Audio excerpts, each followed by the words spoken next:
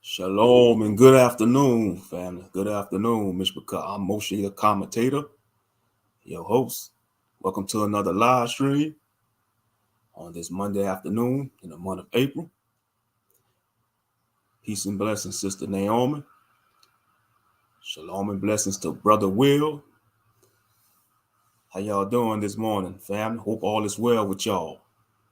If you woke up this morning, you're blessed, no matter where you're at in life, because life is a journey. It's not a race.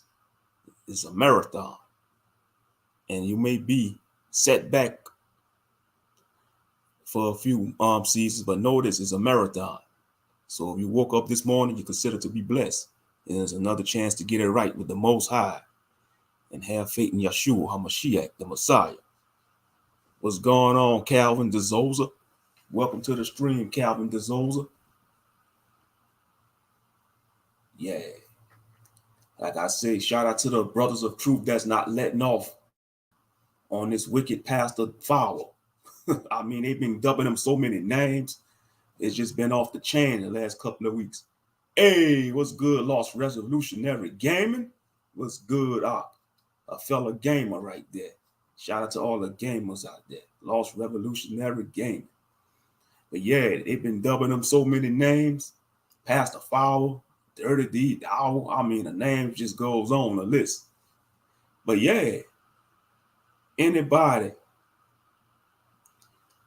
I thought I did Edge. I'm gonna have to check. Matter of fact, I was just playing PS4. You know, I'm gonna have to check because I think I saw the message. I'm gonna have to add it. I'll check my messages, brother. Okay, I just started my stream. Okay, yeah, because I was just finished playing Pathfinder Wrath of the Righteous, the RPG. You know, Pathfinder Wrath of the Righteous. It's one of them CRPG games. Take your time. Oh yeah, bet. I will. Oh yeah. But it's good to see y'all up in here. But yeah, I mean, when you so full of pride, and then he had the audacity to challenge Ringo to a debate, I don't blame Ringo. Ringo ain't gonna go to no debate. It's a waste of time. It's a waste of time. Debate for what? Debate don't solve nothing. All it's gonna do is just both sides gonna argue and fuss and fight. Come on now. I don't know if y'all noticed the debates that go on at the House of Conscience with Sinetta. You know, like you had Kemet on trial. That was his moneymaker debate right there. Kemet on trial. It was the Comedians versus the Israelites. Kemet on trial. That was like one of the biggest debates in the House of Conscience with Sinetta. You had brothers from the Israelite camps going against some of the top debaters that's subscribe to the Kemet belief, you know, Egyptology. And what's so strange about those brothers and sisters that's into the Egyptology, when you go to Egypt itself, if you go visit Egypt, a lot of the people, they're not practicing that. Most of them are Islamic. Most of the so-called Egyptians, well, they're the fake Egyptians. Those modern day Egyptians you see today, that's not the true Egyptians. That's Arabs. That's the admixture, you know, of Greeks, Caucasians, and Persians, you know, and Turks. That's not the true Egyptians, because we know the true Egyptians was from the descendants of Ham, the Hamites. Was you and Ringo live this morning? I probably was asleep. I know he went live last night. He be doing some long live streams, brother. I probably passed by, but yeah, I mean, it's just a lot of brothers of truth been going in, New Breed, Ringo, you know, Rollo, you know, and other brothers too been going in. You know, of course, you're going to have the detractors of Straitway talk about, oh, y'all just using the name Straitway to build up y'all channels. No, it's called exposing the wickedness. The word says we're supposed to cry aloud and spare not. Lift up thy voice as a trumpet. Show Israel their sins. And that's what we are doing. Lifting up our voice like a trumpet. We got to expose this cult. It's a cult. Yeah, they want to say it's a church. It's a freaking cult. You can't even enjoy life. You see, they paint a good picture online, but off camera, those people are living miserable. They living miserable. And then they want to talk noise. He want to talk noise about us that's living in the cities and living in these metropolitan areas. I'm sorry. I will advise any one of y'all, do not sell all your belongings and possessions to join that cult. You work hard for your house, whether you live in an apartment, a trailer, a house. You work hard for what you have in life. And to throw all that away, to join something like that, is throwing your life away. You know? It's throwing your life away. And that's facts. Shalom Akyakwaba. Make sure y'all get the likes up. I really appreciate it. You know? But yeah, you do not want to throw your life away by joining this cult. You can't come telling them people happy over there. It's false. It's falsehood. It's falsehood. You can't come telling they happy. You don't think they have the thoughts of temptation to go back to their old lives? To see how it is on. They can't even leave the compound. I heard the compound is heavily guarded. They got sentries, which means security guards that's patrol the area. You can't even leave. And then the main Straitway facility is located in Lafayette, Tennessee. And then they say the land is built like in the middle of nowhere around a lot of racist people that live around there. Now, why? That's not of the Most High. If the Most High gonna give you the blueprint to buy land, he ain't gonna lead you. The Most High Spirit ain't gonna lead you to no land where it's surrounded by racist Caucasians, allegedly. But yeah, that's where the land is located, somewhere in Lafayette, Louisiana. Oh, Salakia, not Lafayette, Louisiana, but Lafayette, Tennessee. You know, and that's another strange thing about some of these states. Do y'all know some of these states, some of they have the same town names? Because we got a Lafayette in Louisiana, and I'm sure they probably got Lafayettes in other states too. And like Lafayette, Tennessee, that's where the headquarters located. And then from watching all the other content creators doing content about Straitway, and you know, shout out to that sister that testified, you know, her testimony. They say the only way they have to communicate is by walkie-talkie. This is 2024. Most people have a cell phone in society. What you need a walkie-talkie for? I can see if you're going out there hunting and camping, you know, if you're a hunter, you know, if you're going hunting and stuff, but a walkie-talkie, that should be a red flag. That's a huge red flag. You can't have no mobile devices. The children probably can't have tablets. They can't have cell phones. A walkie-talkie. That's the only way they got. Now, I bet you he have a cell phone. Dowell and the elders of Straitway, they have cell phones. Because let me tell you why. They don't want them to have cell phones because they're going to have, you know why? And another reason why, because if they have cell phones, they're going to have to pay bills. And that's a form of track down the identity of the saints. So that's a cult. It's definitely a cult. You can't have no access to the outside world. You can't even have access to your natural family members. Yeah, it's a straight up cult. It is. I don't care what. They say they could try to come with all the damage control they want. They're not fooling us over here. They're not fooling us at all. And it's a shame. I feel sorry for the children. Those children are suffering. No cap. No cap. Those children are suffering. They're not even having a normal childhood. They're not even having a normal childhood like we had coming up back in the 80s and 90s, you know. They being sheltered. And then I heard they don't even have birth certificates. Now, they want to talk about living set apart. No, they living stupid part. Set apart my foot.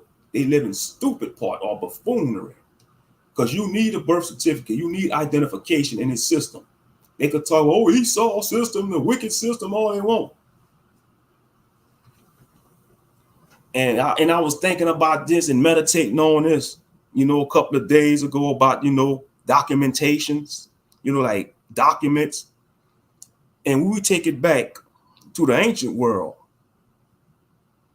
Ain't nothing new under the sun. So I'm sure back in ancient Israel, they had ancient documents. You know, they probably had scrolls to keep up the records. Like when you read the book of Numbers, That's what the whole book of Numbers is about, keeping documentation of the Israelites. If you think about it, especially in the first couple of chapters.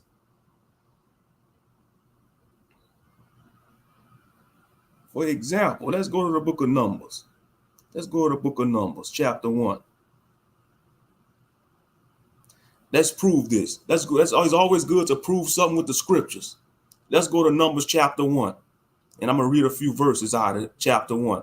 Numbers chapter 1, starting at verse 1, and it reads, "And the Most High spake unto Moses in the wilderness of Sinai, in the tabernacle of the congregation, on the first day of the second month, in the second year, after they were come out of the land of Egypt, saying, Take ye the sum of all the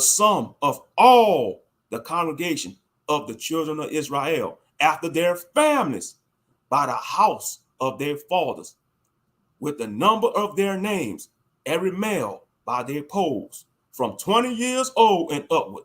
Now, 20 years old, that's the age of accountability.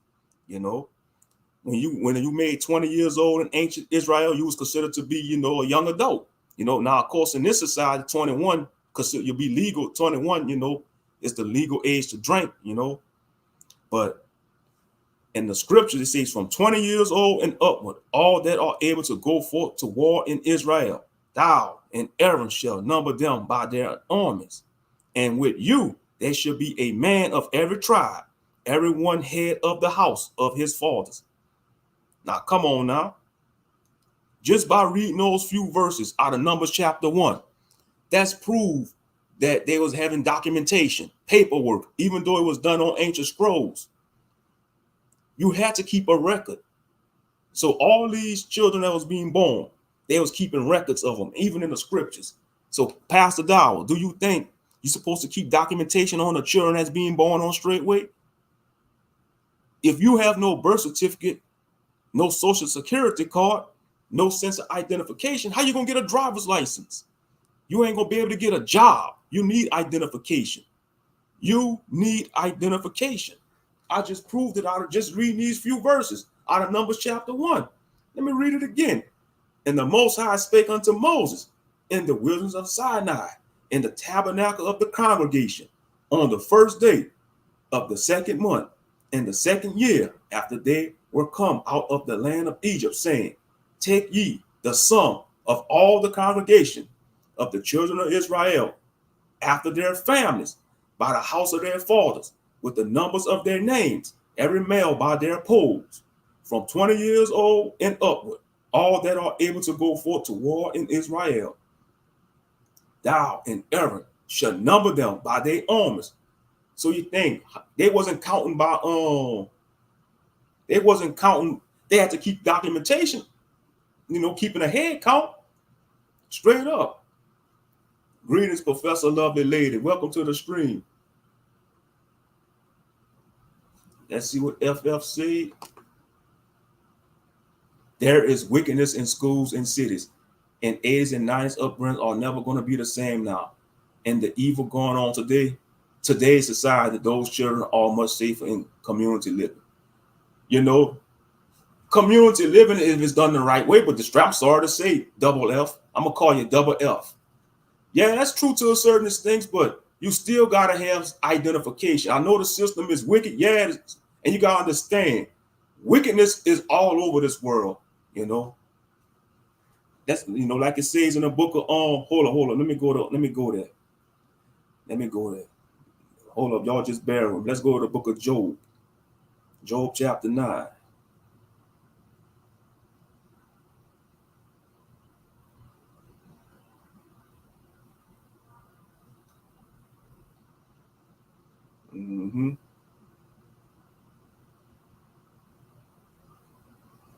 Let's go to Job chapter 9, verse 24, and it reads, "The earth is given into the hand of the wicked. He covered the faces of the judges thereof. If not, where and who is he?" So it don't matter where you at. Wickedness and sin is all over this world, bro. It's all over. But I understand, community living, it could be, I'm not against people buying land. But when you have a dictatorship, like Straitway is a dictatorship, I'm sorry to tell you. I hate to bust your bub. No, I'm not sorry. I'm just speaking the truth. I'm not sorry. It's a cult. This is the whole inference of this message. It's a cult. It's a cult. Straight up. You have no freedom. These men are being worked like slaves. Why not hire real contractors? Like Ringo was talking about that the other night. He was going off about that. He was like, you want to use the men of the compound to build up these houses? Hire some professionals. Hire some professional contractors. You got these construction companies, these building companies, they be building buildings within months. Sometimes they'll build a whole grocery store within a month. These construction teams, these construction companies, they don't play around because they're professionals. Everything is done in decency and order. You got the plumbing crew, you got the electrician crew, you got the foundation crew, you know, you got the logistics crew. I mean, you got different teams, you know, the supervisor teams, the inspector teams. I mean, it's everything is done in decency and order. You know, straight up. And you got these men busting their backs on this job for free. Yeah, they come with a lot, or you could live debt free. No, you gotta pay. You gotta still pay to live on Atlanta Straitway. You gotta pay Pastor Dollar. You know, you gotta pay him. They want to talk about people living in the hoods and the slums, but at least people in the slums and the hoods got a functioning toilet, and they don't have to share a bathroom. They don't have to share. Some of these people that live in the projects, they got their own room, their own bedroom, compared to somehow they live at Straitway, sharing a trailer, sharing one. You probably got about 2 or 3 families in one house. Man, that's uncomfortable. I like my own space. I don't like being in a pack house. I'm sorry. I'd rather be in my own space. You know, real talk. Real talk.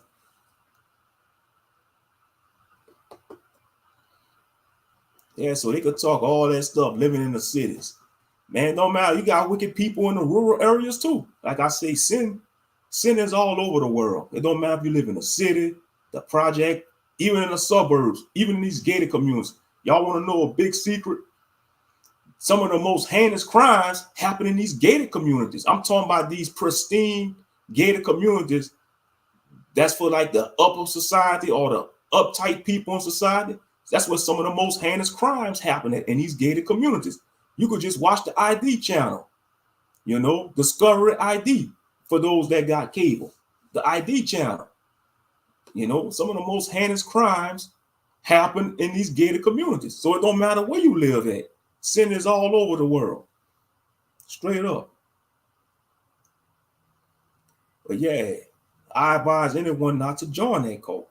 You know, if you want a peace of mind, you know, you want a peace of mind, you can still serve the Most High in Christ. Read the scriptures for yourself, you know, have that direct connect with the Most High. You know, think about Abraham, the father of the faith. He had that direct connect with the Father, you know. He had that direct connect. He didn't join no religion. He wasn't part of no organization, no group, no kind. He dwelt by himself. You know, he had that. That's why he was called the friend of God. You know, he had that personal relationship with the Most High Yah. He was dubbed the friend of God or the friend of Yah. He was Yah's friend. You know, the power, the ultimate power of the universe befriended a mere mortal like Abraham. That's a great feat. He didn't have to call him that. He could have just said, "Oh, you my servant," you know, but I'll dub you the friend of me, you know, which is the friend of Yah, Abraham. Yes, indeed.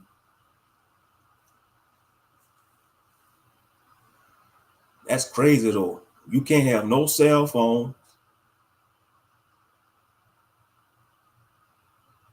You can't have no cell phones, nothing. No access to the outside world. You're right about gated communities, Moshe the commentator. And you wonder how they even get through the gates, shaking my head. Exactly. Sometimes it'd be an inside job. Yep. Oh yeah, you know, like I say, ain't nowhere safe from sin in this world. Ain't nowhere safe. And no matter what part of the world you live on, all 7 continents, allegedly, because they could probably have more continents for all we know. They taught us we have 7 continents. I believe there's more continents because they ain't the true maps. The maps that they show us in the mainstream, that's not the true map. It's not. That's not the true map. I believe they got some places they removed from the maps that they gave us. And that's the truth. They probably got some hidden islands, hidden locations that they took off the map. Only the powers that be have the real maps. You know, that map that we see with the so-called 7 continents or whatever, that ain't the true map. You know, that's a whole nother topic for another discussion. But yeah, it's a call. I don't care what people say. They could do all the Shabbat services, all the feast day services, all they want. Act like everything is fine and dandy. No, they living miserable behind those gates. They're living miserable. You can't come tell me they ain't living miserable.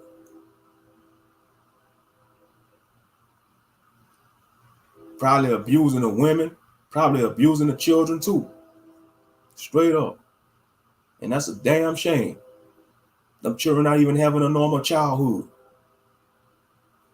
They don't, I bet you some of them even know about their other siblings, their cousins, you know, their family members, their natural family. Because you know, if they had access to their blood family members, their family members will try to get them off of their compound or talk them to leave Straitway.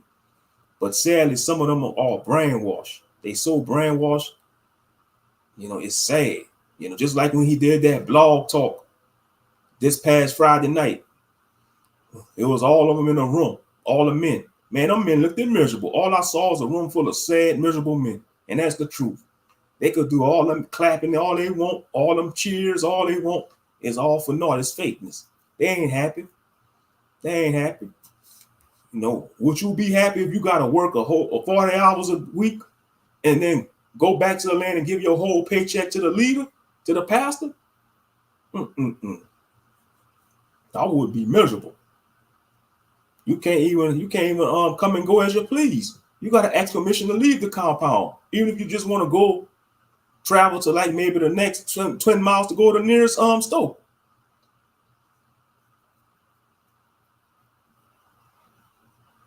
That's insane. But that's what they want, though. They signed up for that. They signed up to join that cult. Because that's what it is. They could do all the farming videos, all the construction videos they want. People seeing through that. Especially people with eyes to see and ears to hear. They seeing and hearing through all that. That is something ain't right. And that's big facts. It's not right.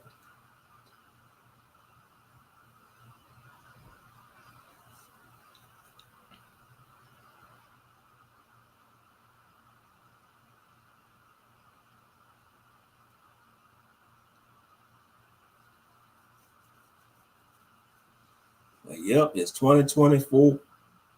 And then I heard, like when Ringo was going in, he was telling them, like, he was saying, like, some of the things they got to use kerosene lamps for their light source. What the heck?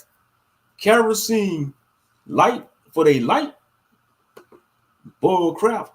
So basically the houses they building on the land ain't modern houses. Or they trying to build modern houses. They got them living like they pioneers. Like they pioneers or some like Little House on the Prairie. Little House on the Prairie.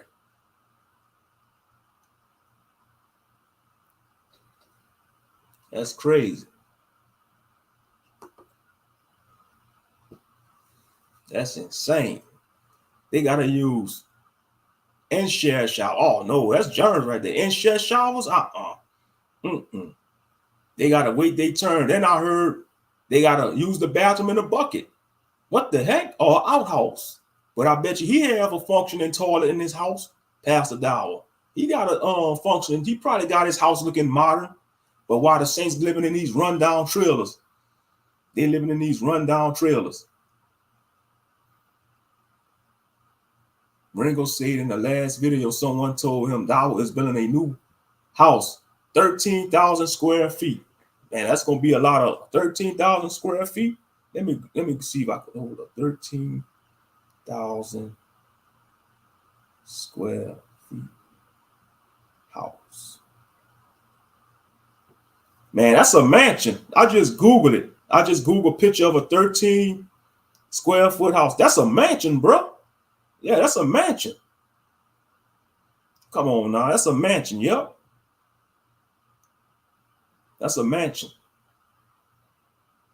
Matter of fact,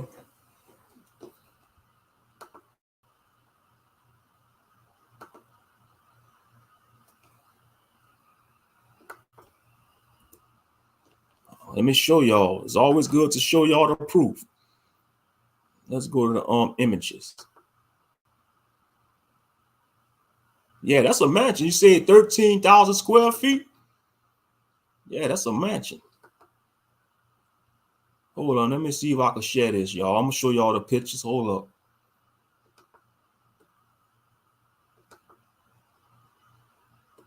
Yep, 13,000 square foot house. That's a mansion. They showing me pictures of mansions.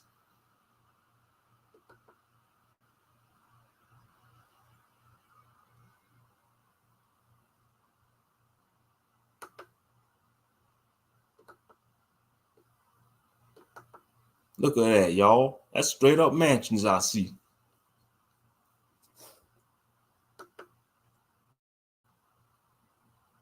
So you know he have money. I won't be surprised if Davo was a millionaire. I think he's a millionaire. Yeah, he's definitely a millionaire. If he getting a house built like that, look at that. That's mansions, y'all. Look, that's all I see is mansions. 13,000 square foot. Yeah, that's mansions. That's nothing but mansions. Meanwhile, the Saints living like some peasants.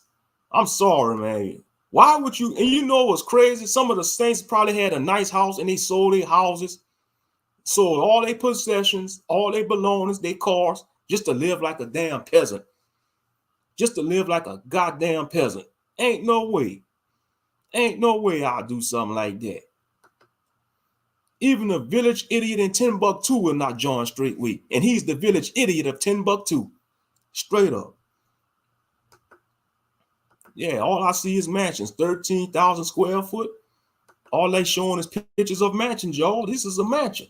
Look, the American mansion. 13,000 square foot. Yeah, that's a mansion. That ain't a house. That's a daggone mansion he building.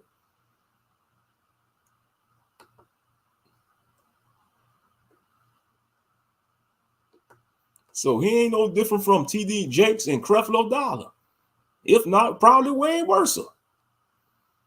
Because at least the people that go to TD Jakes and Creflo Dollar Church, they still got a home to go to, whether they live in a project, apartment, or house. They still got a place. They still could live in their own homes without TD Jakes invading their privacy. The only thing he probably ain't gonna care about is, is the counseling and the tithing.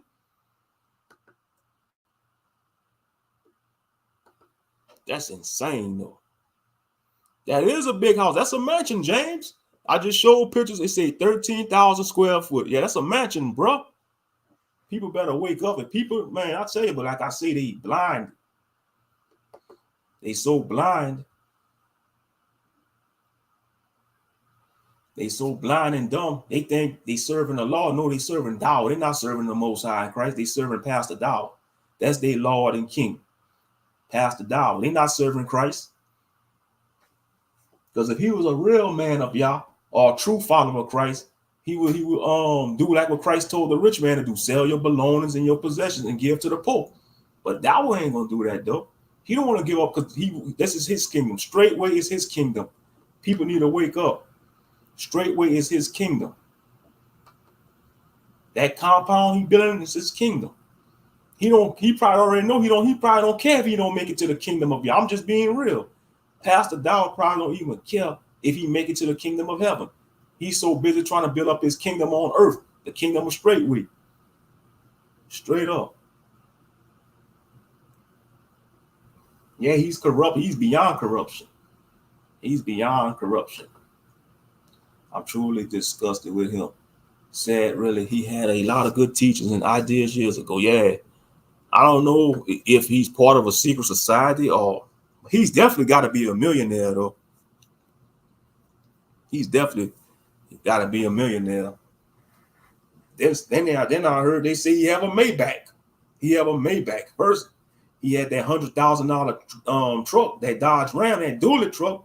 Then they say he had a Maybach.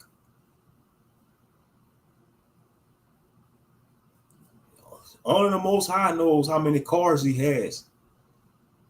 But we know he's living fat off the land. He's living fat off the land of Straitway, though.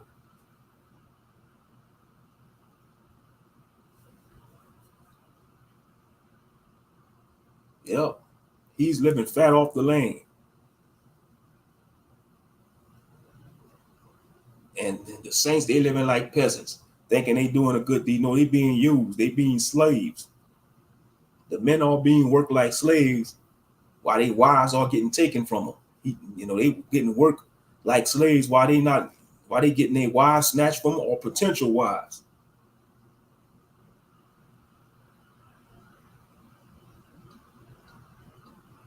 He's having a big house after 30 years, so that is evil now.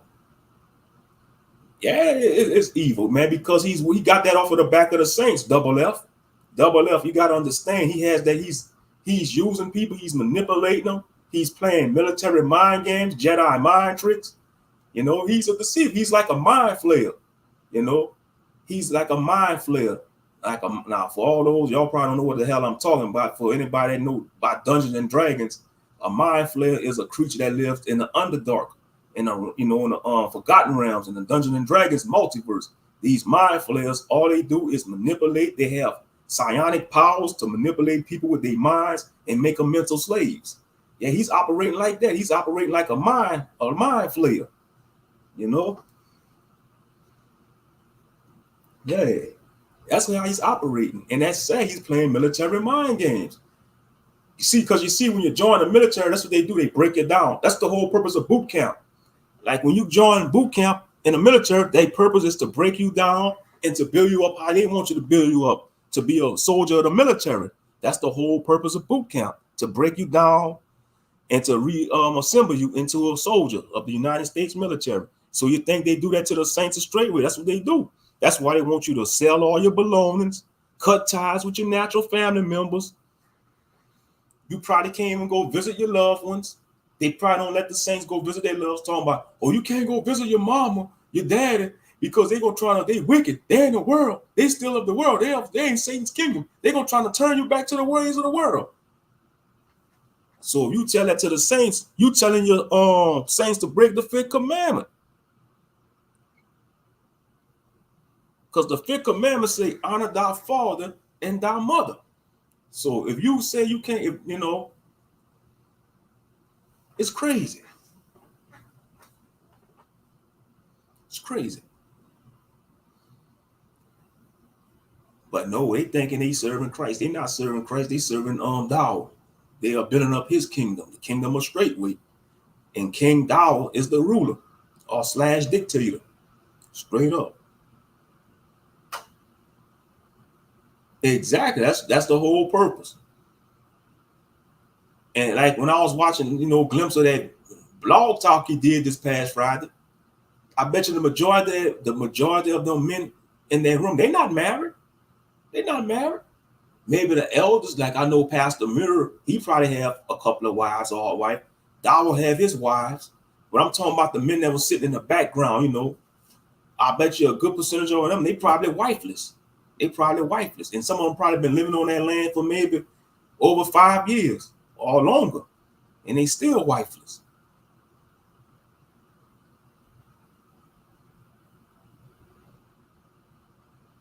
Yep. So if you're a married man, that's coming into this faith and thinking about trying to go visit, I won't invite you to go visit Straitway. Because if you have an attractive wife, you go visit Straitway, they're going to be plotting already. Dirty Mac Dog going to try to get in your wife's head and trying to throw your name under the bus. Like he did Jamie and Eric Gonzalez. Them brothers lost their wives because of Daw's dirty Mackin tactics. That is just straight up evil. That is straight up evil. And ever since he got a hold of Nellie, Sister Nellie, his first wife, Mother Carol, it's like he pushed her to the side. That's a damn shame how he treating Mother Carol. And Sister Nellie not even all that. Mother Carol looked more attractive than Sister Nellie. And first of all, Mother Carol is a real Israelite. Nellie ain't no damn Israelite. She Hispanic. Hispanics ain't Israelites. I don't go with that one West doctrine, that false doctrine of that 12 tribe chart. You see, Pastor Dawah got these Gentiles calling themselves Israelites. They not Israelites. He got them. They more like converts. They ain't no different from the fakes, the so-called Khazarians. those Caucasians that's calling themselves Israelites on Straitway. He got them calling themselves Israelites. No, they some Gentiles. Because when stuff hit the fan, they go that WS card gonna snap right back in their mind.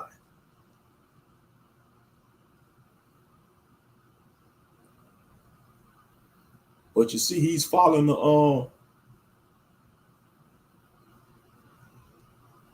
what I want to see. He's following the same formula of R.G. Starrett. That's his mentor. That's who he learned under. Welcome, Soulfully Soul Seeds. Welcome to the stream. But anyway, yeah, R.G. Starrett, that wicked heathen. You know, that was groping on younger women, underage women. Yeah. Yeah. James, yeah, you on to something, James. Exactly. You could tell.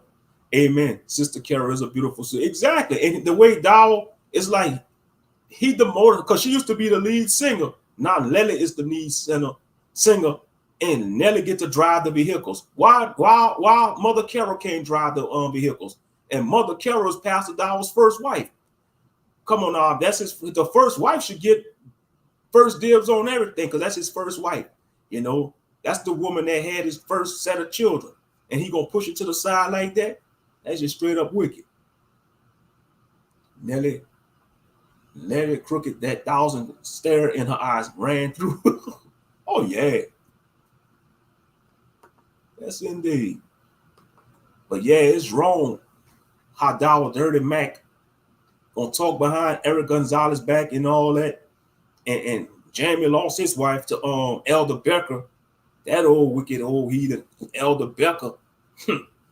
And then I heard they just got one number. If you want to get in contact with Straitway, that same number, the mess hall, you got to call that same number. You know, they only got one phone up in there. That's a damn cult. That's a straight up cult. You can't come tell me that's a cult. If you can't have no access to outside information, you can't have no internet access, you can't have no cell phone, that's a cult. Even a blind man could sense that.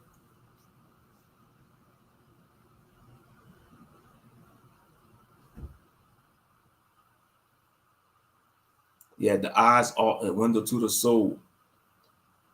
In the video when she's standing behind him and they were both wearing, her eyes look black. She knows she ain't sin. He's in a day in adulteress. He's an adulteress and he an adulterer. Yeah. They know they in sin. And they still want to play along with the narrative. But the Most High gonna judge them if they don't repent, because they in deep waters. They in straight up deep waters.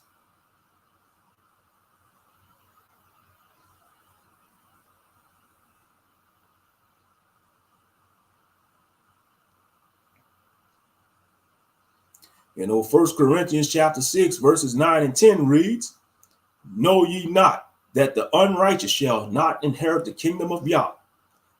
Be not deceived, neither fornicators, nor idolaters, nor adulterers, nor effeminate, nor abusers of themselves with mankind, nor thieves, nor covetous, nor drunkards, nor revilers, nor extortioners shall inherit the kingdom of Yah."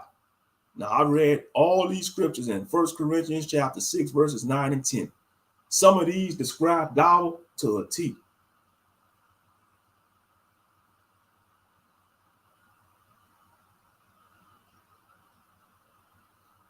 You know, because he's an adulterer, he's an idolater, and some of the men of Straitway, they do have effeminate tendencies.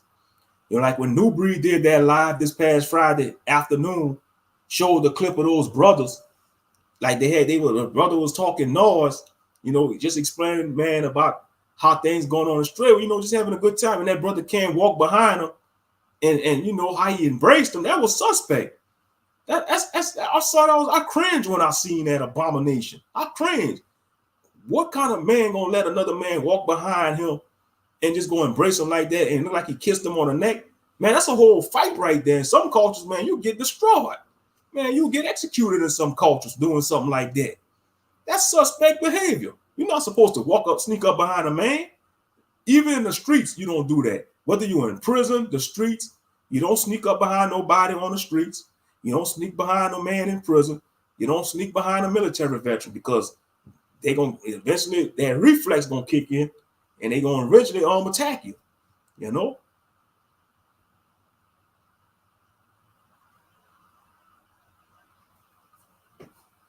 That's a good question, James. They're innocent, but I want to know serious. How do they repent? Should he put her away? She can't go back to Eric. It's she now stuck with her. He's now stuck with her and have to deal with the consequences like David. That's what it seems like. That's what it might have to be. Yeah, because she definitely can't go back to Eric because Eric, he remarried, he married another woman, Eric Gonzalez. Mm-hmm. Yep, he sure did. So they still got to pay for the consequences, though, straight up.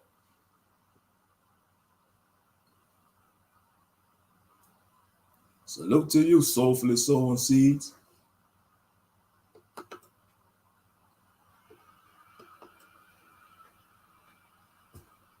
Yep. That's crazy, though. I mean, the whole plot continues. And we know due to his pride and arrogance, he ain't going to repent because he's so proud and boastful. And he have his flunkies that's going to defend him. And they going to defend him tooth and nail. No matter how many content creators make videos about him. You even had some of the Israelite camps going at him. Some of the Israelite camps jumping on the trains and expose him. Because he talk noise about the camps too, Straitway. They talk noise about the camps, Pastor Darwin. But at least them brothers in them camps, yeah, they got wicked leaders in them camps, but at least the brothers in them camps, they got a home with functioning plumbing system and a toilet to go to, and they could still get their whole paycheck when they work a job. The brothers that be in these camps, they still keep their whole paycheck now. Maybe they might pay a tithe to the camp leaders, like in IUIC, like the brothers that's in IUIC, they probably got to pay maybe a tithe to the church, but at least they still keep their whole paycheck because they got to support their families. Yep. Yeah. Yep. Thumbs up the live stream, subscribe, kind of support the platform, Cash App, $ Akbin. Yep. For anyone who want to make a contribution, hit the Cash App, $ Moshe Ben. Feel free to make a contribution if you want to. $ Moshe Ben. Much appreciated. But anyway, and Nelly had a son by Dowell. I think they should repent, but yet, what would that look like? And you say it's not likely he will. Yeah, the camps are going to fall apart due to false doctrine. Oh, yeah, of course. Set up a PayPal. Yeah, I got a PayPal account. I just got to set it up when they say PayPal me. Yeah. Mm-hmm. Yeah, I got to look into that. Mm-hmm.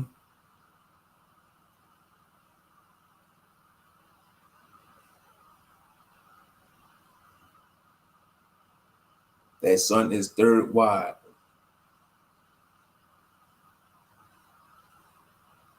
Yep.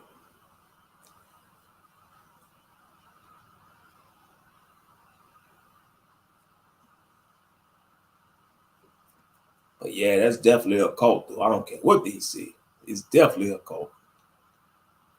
And people have been saying that for years, but people just want to be blind to it and shake it off. No, ever since this happened with him and Pastor Rufus, it was meant to happen. And hopefully it'll wake a lot of people up, Hopefully it'll wake a lot of people up to the truth.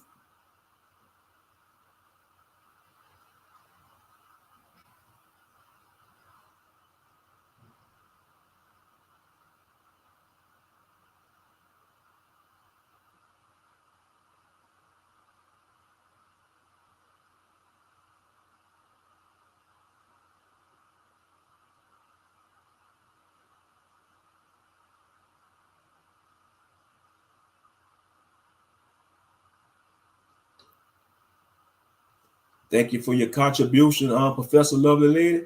Much appreciated. Thank you for your contribution. Much appreciated.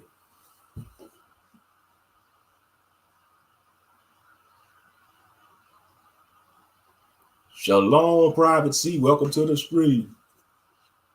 Welcome to the stream. But yeah, I want to advise anyone to join no Straitway. Like I said, that's not a salvational issue. Like I said, if you have the money, just buy your own land. Buy your own land and get your like when New Breed did that live, when it was him and Elder Watasa, I think, or Yatawasa, however you pronounce his name. Man, that was an outstanding live stream when they were showing the land that they got in North Carolina. And then he went to that Alibaba website when they were showing these houses you could buy from China, like these houses you could build on your land. That was some little nice houses, like some little mini houses. That was some little nice size houses. Yeah, that was a good live stream they did. That was I think they did that stream on Saturday night. Yeah, it was New Breed, and he had Elder Watasa on the panel. Mm-hmm.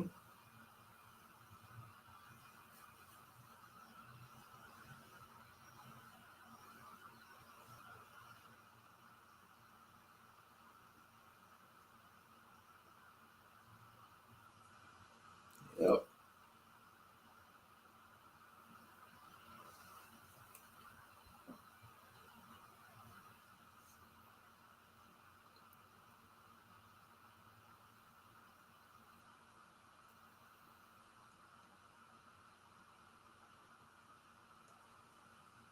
Yep, you don't need to join Straitway because you're going to have to give up everything you work hard for in this life. They probably going to tell you got to quit your job, especially you're going to have to quit your job, especially if you're in a different state.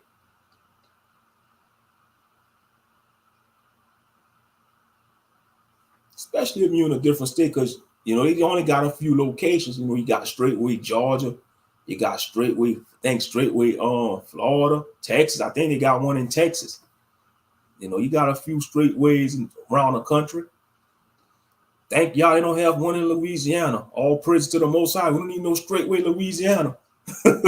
Heck no. We don't need no Straitway, Louisiana. Mm-mm.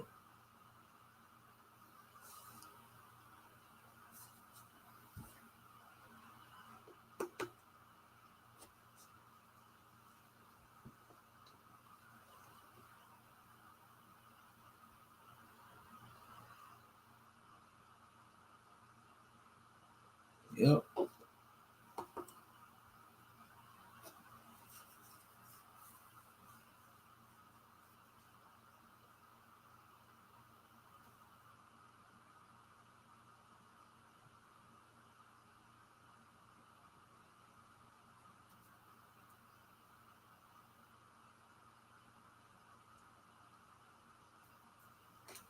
Do they all live in mobile homes? Maybe some of the saints do. Like they probably live in some rundown trails. Now some of the like Pastor Dow, he live in the house. He live in a house, and allegedly they built him a big house, 13,000 square foot house, allegedly. He living in a modern day home, but like some of the saints, they living in some trailers, probably with issues with like probably raggedy trailers. Some of them trailers might be raggedy than a FEMA trailer. Salute. Welcome to the stream, Scorpio Mama. Welcome to the stream. Shalom and salutations to you. Yeah, they living in some trailers. They probably got like maybe 5 or 10 people living in some of these homes. They got like the saints, they got to share a home. They got to probably share a home. You probably got like maybe 2 or 3 families living in one house. So you got no privacy. If you're in a packed house like that, you got no privacy. That's miserable. That is straight up miserable.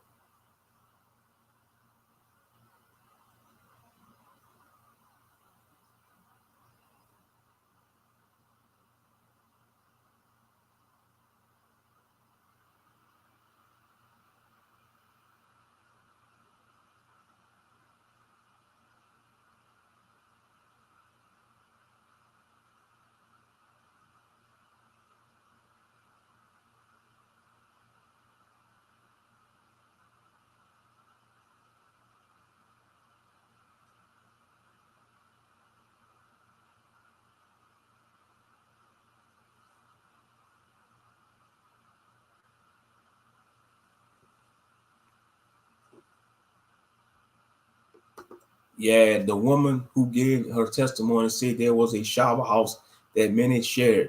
That's why I asked. Yeah, they probably had to share that shower house. Mm-hmm. Salute, Honor J. Nearson. Salute, brother. Salute. Yeah, rest in peace to Rap the News. Yeah. He was getting on Pastor Dollar. Yeah, eons ago. Yeah, I remember that. Yep, Rap the News. Rest in peace to Rap the News. Yeah, he passed away. I think a few years ago, yeah, he passed away. Rap the News. May the Most High have mercy on his soul, because he said some egregious stuff about the Messiah. Now, I'm not gonna let that off. He did say some egregious stuff about the Messiah. So may the Most High have mercy on his soul.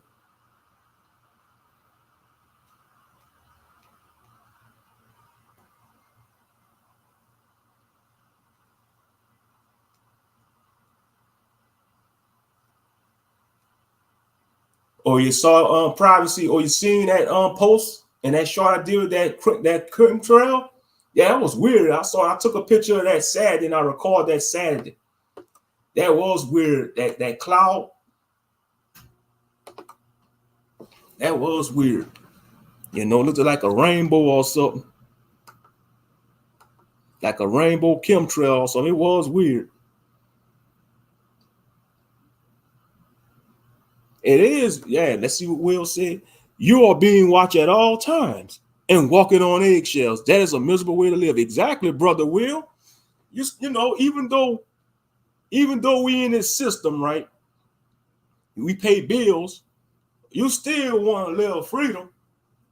And to John Straitway, you're going into bondage. You're going into a deeper bondage. And they too blind to see that. They going into a deeper bondage.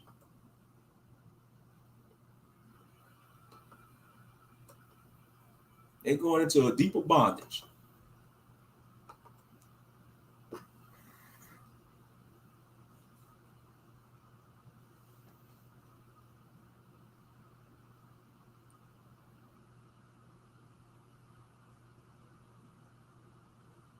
And then they twist scriptures to manipulate people over that. That's what they do. They be twisting scriptures.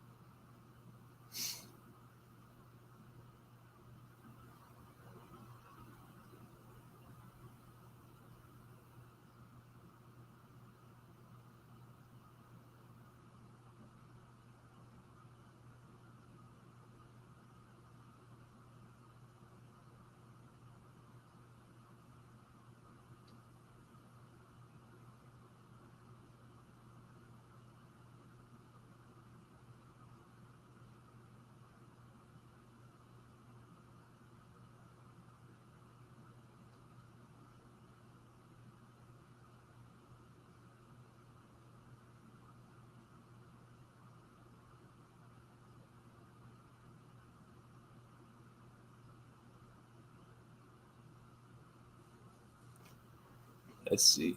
Mm-hmm. After the eclipse, everything else feels eerie. Yeah, a lot of people talking about Moshe, what do you think about the new movement from Asia? The new movement from Asia. Okay, let's see. And the comments going. Let me see. New movement from Asia. Oh, you talking about that new movement church?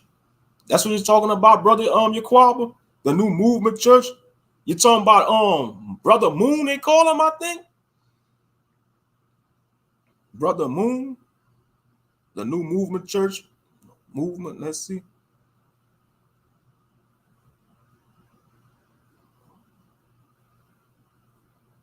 The new movement church. Okay, let's see.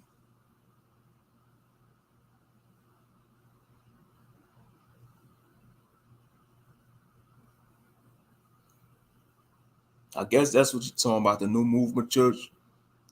I think they call him like Pastor Moon or something, Brother Moon.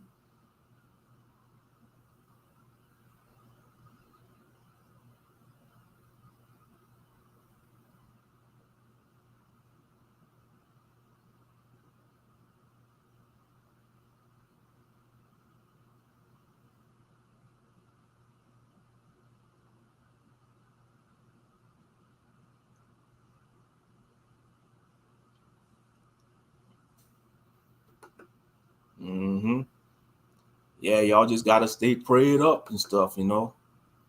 Be on y'all P's and Q's after the eclipse. Yep.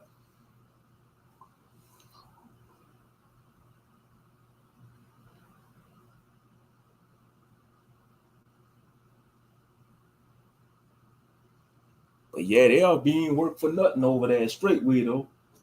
They are being used and abused. It's free labor for nothing. They get nothing in return. Yeah, they say they living debt free. Yeah, it's all deception. They ain't living debt free because they gotta give up everything that they know. They can't even own nothing. Then they gotta ask for an allowance from Pastor Dollar. And then he probably gonna want to know what they want to spend that money on. So you know us gamers ain't allowed that Straitway. You know, you got brothers and sisters that like to play video games or watch movies. Or it's a new feminist movement. Oh, okay. I heard Angry Man talking about that. Yeah, Angry Man was touching base on that. How he was saying like some of the American women might try to adopt that.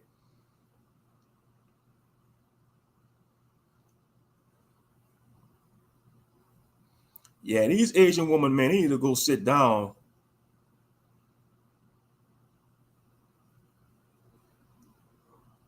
I think it was, yeah, he's talking about that new feminist movement in Korea, yeah, in South Korea, I think.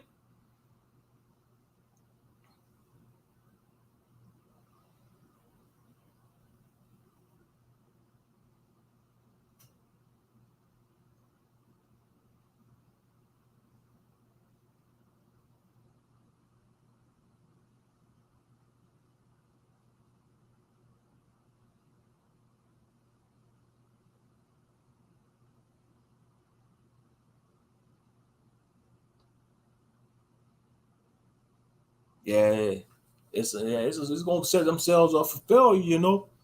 A new movement like that.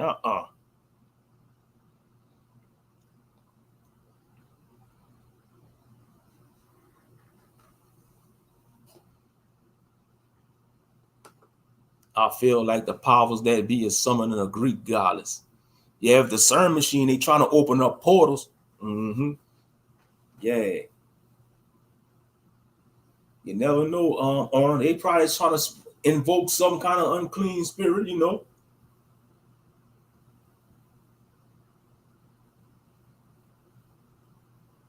Mm-hmm. Nah, we ain't gonna bow to no Greek goddess. We bow to the Most High Yah. We bow to the God of Israel. Oh yeah.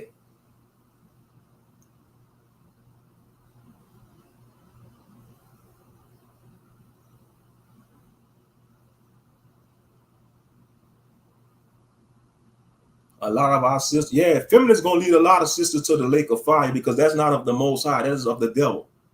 Feminism is of Satan, you know, that is not of the Most High. Because in ancient Israel, if you was a feminist, you'll get stoned to death, you'll get beheaded, you'll get burned at the stake. You know, in some cultures, if you was a feminist, they'd probably accuse you of being a witch and you'll burn you at the stake, like in the Spanish Inquisition. Oh yeah, if you had that kind of philosophy, they'd probably accuse you of being a witch and they'll burn you at the stake. Yeah, it's a setup, you know. Our people need to be following the ways of the Most High, you know, Torah. And like I say, a lot of these gender war consecrators, they are of the devil. You got these simp lords, these male feminists, you know, these cuck men, these beta male cucks, and these, you know, manosphere wackos, these divestors, you know, these black men haters. You know, I mean, they all ages. They are part of the chaos. They are part of the chaos regime. You know, and you got and they spreading poison to the minds of the younger brothers and sisters. You know, like these red pill content creators, man, they doing it for the money. They could say, "Oh, avoid these type of women," but that's the same woman they want to mess with on the slick. I mean, it's a bunch of hypocrites, a bunch of hypocrisy. There's a bunch of hypocrisy. Yeah, but that's crazy. They try to summon it. It feel like the powers that be trying to summon a Greek god. They could be trying to summon something worse than a Greek goddess, Arnold. Don't let them try to summon a old one or try to wake up one of them great old ones from the Cthulhu mythos. That's something way worse. One of them great old ones from the Cthulhu mythos. But it don't matter what they trying to bring into this world, man. They ain't gonna have no control over the Most High, because at the end of the day, Yah wins through his son Yeshua HaMashiach, the conquering lion of the tribe of Yahudah. What I think it's gonna do in Asia, because a lot of men in Asia, like in Japan, a lot of men in Japan, they're not getting married. They rather have an AI wife. All that's just gonna do is make women and men drift away from each other. Because, like I say, men and women just gonna start becoming robosexuals. They're gonna just start dating androids, robots, and AI people. You know, I'm just being real. Androids gonna be citizens in this society. And yeah, it may sound crazy, but it's the truth. They've been telling us this in movies since the 80s, the 90s. Yeah, we're gonna have cyborg. They talking about Black Lives Matter. It's gonna soon be like Robot Lives Matter. Synthetic Lives Matter. A simp, synthetic being, which is an android or a cyborg. That's what a synthetic being is.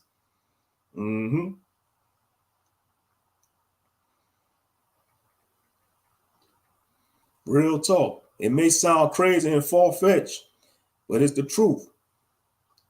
It's gonna be, they talking about Black Lives Matter, and you got like the alphabet gang. They might as well add the letter R, which stands for robosexual. And I'm being honest. It may sound crazy, but that will be a reality one day. I'm not no prophet. I'm not no seer. I'm not no druid. I'm not no shaman that could try to see into the spiritual realm. None of that stuff that you see about in these fantasy novels and fantasy. But yeah, they tell on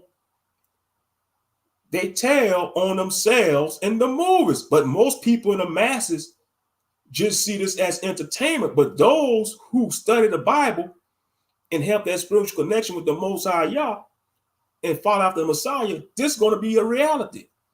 Look who's taking over. You got AI taking people's jobs. I was just watching Brother B. Miles yesterday. He did a stream. It was a replay. Brother B. Miles, the brother from Baltimore, B. Miles 84, the conscious brother. He was doing a stream about like all these major tech companies laying off people at the beginning of the year. A lot of people lost their jobs in these tech companies. Like tech companies like Google, Grammarly, PayPal, all these tech companies, they laid off a lot of workers because of the AI technology. So this gender war is out of hand. All these gender war content creators, y'all better be worrying about these machines, these AIs, because brothers, you won't be thinking you giving money to a real woman. It could be an AI woman. It could be an android woman, a robotic woman. She looked like a real woman, but her insides is full of circuits and oil and wiring. You're going to have a lot of Krillins out here dating Android 18 in the future. Just watch. You're going to have a lot of Krillins out here dating Android 18.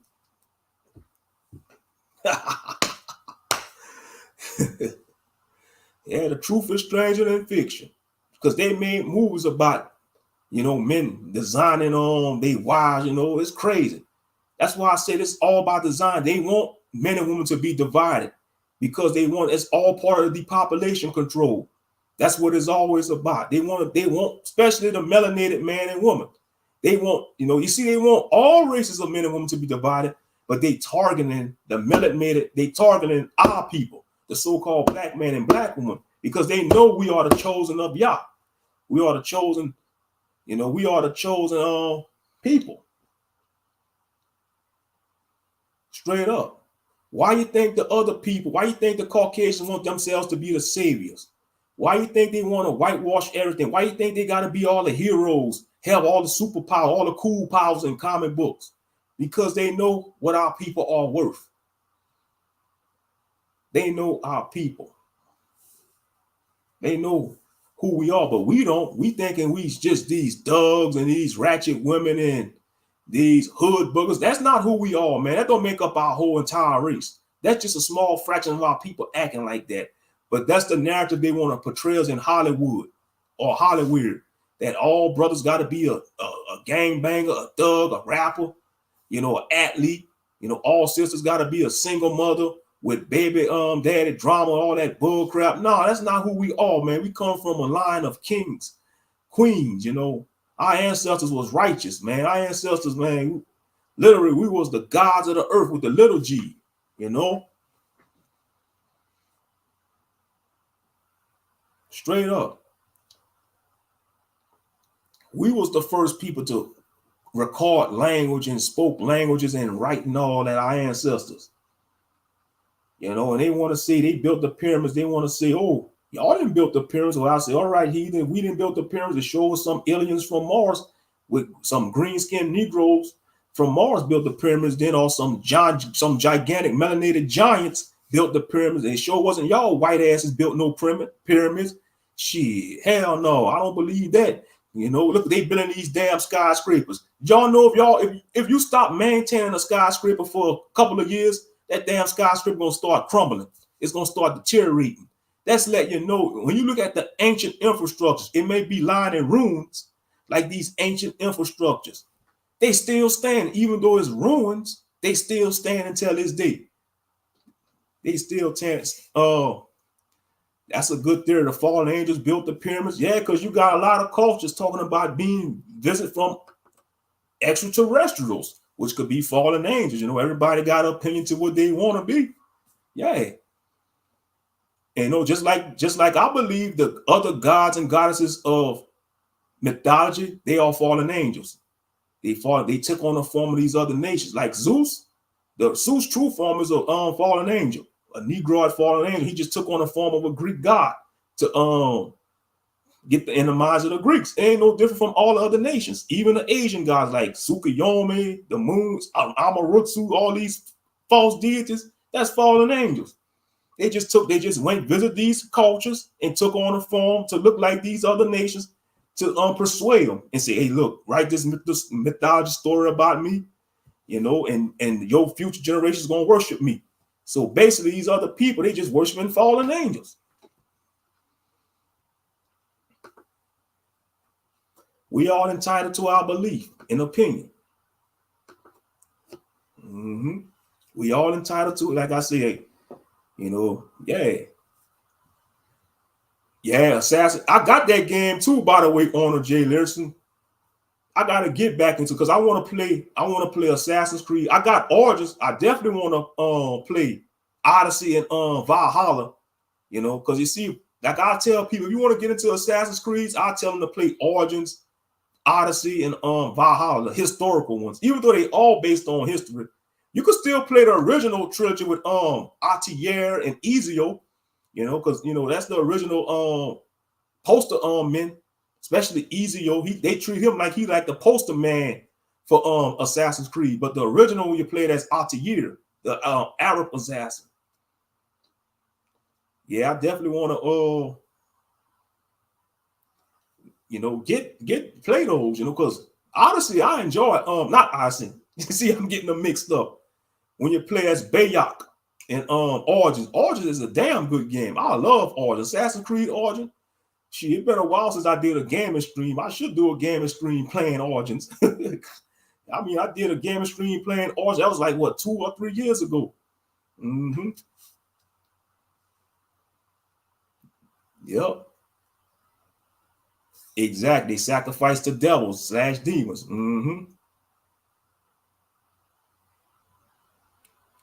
As a matter of fact, the one with Ezio, it mocked Yeshua. And you ever notice we only got one Assassin's Creed game with a melanated character? That was the one. That was the DLC. You see how disrespect there is to our people? They're gonna make an Assassin's Creed game with a fully melanated dude called Freedom Cry. You know, like I think the next Assassin's Creed should take place in a civil war when you play as a black assassin, you know, in a Union army. That'd be dope. You could play as this Union soldier assassin going to the South, taking out Confederate soldiers, going free slaves from plantations, have Harriet Tubman on there, maybe, you know, have some extra content, have a DLC. When you play as Nat Turner just hacking away at slave masters, so that'd be dope. But you know, they ain't that Ubisoft, whoever the company that make Assassin's Creed, they ain't gonna do that. They ain't gonna do that. Assassin's Creed is about the Knights Templar. Yes, it is. That's the main enemy. That's the enemy to the assassins, the Knights Templar. Exactly. Mm-hmm. Yep.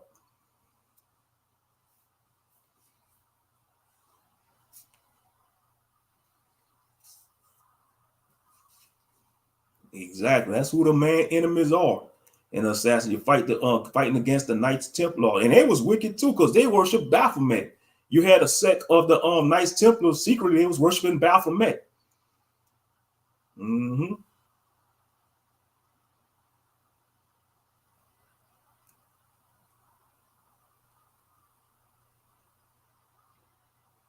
Okay, they had one, but it was around the Boston Tea Party and the Buffalo Soldier War. It's called Black Flag, I believe. Yeah, that's the one with pirates. Yeah, Black Flag.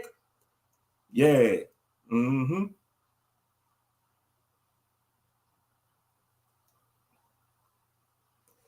No, I think Assassin's Creed 3, that's the one in the Revolutionary War, and then you had Black Flag, that was part 4. Yeah, you correct. I think the one about the Revolutionary War, that's part 3, Assassin's Creed 3, and then you got Assassin's Creed 4, Black Flag, that's the one about the pirates. Mm-hmm.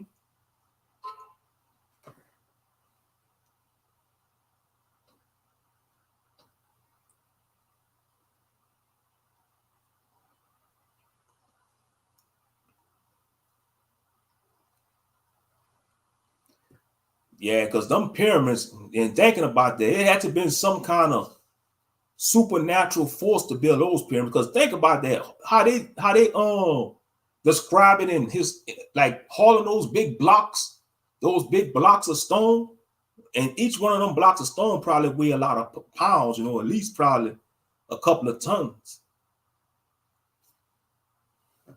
Okay, probably see drop the scripture, Deuteronomy chapter 32. Let me go there.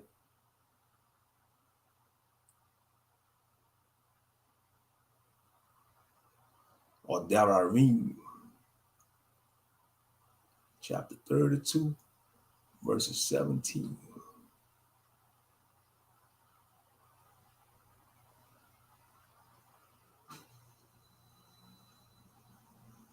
Let's read it. Let me start at verse 15.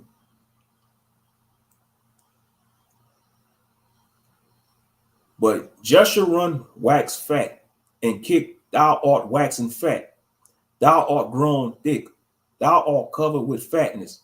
Then he forsook Yah, which made him, and lightly esteemed the rock of his salvation. Now, Jeshurun, that's another code word for Israel, by the way.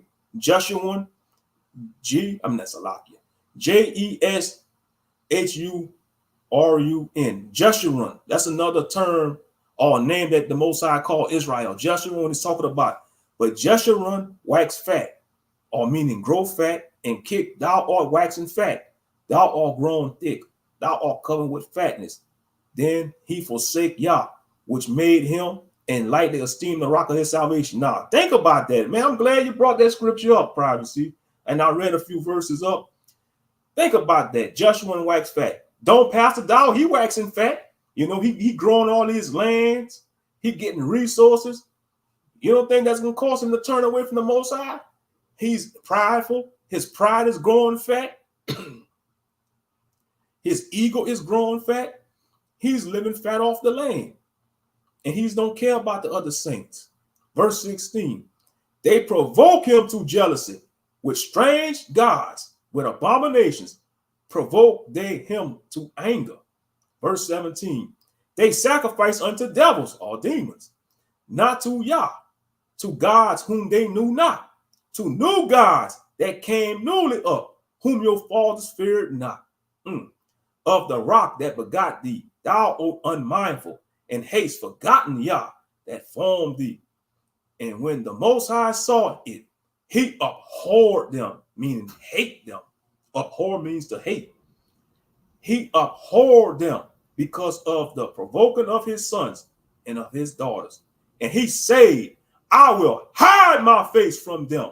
I will see that their end shall be, for they are a very forward generation, children in whom is no faith. They have moved me to jealousy with that which is not God. They have provoked me to anger with their vanities, and I will move them to jealousy with those who are not a people. I will provoke them to anger with a foolish nation. For a fire is kindled in my anger, and shall burn unto the Lord's hell, and shall consume the earth with her increase, and set on fire the foundations of the mountains. I will heap mischiefs upon them. I will spin my arrows upon them. They shall be burnt with hunger, and devoured with burning heat, and with bitter destruction. I will also send teeth of beasts upon them, with the poison of serpents of the dust. The sword without and terror within shall destroy both the young man and the virgin, the suckling also with the man of gray hair. So, man, the Most High ain't sparing nobody in his wrath. If you wicked, it don't matter if you young or old, you're going to get scattered. You're going to get destroyed. Verse 26, I say, I will scatter them into corners. I will make the remembrance of them to cease from among men. Whoo. Whew. Man, that's deep. Powerful. Powerful scriptures like that.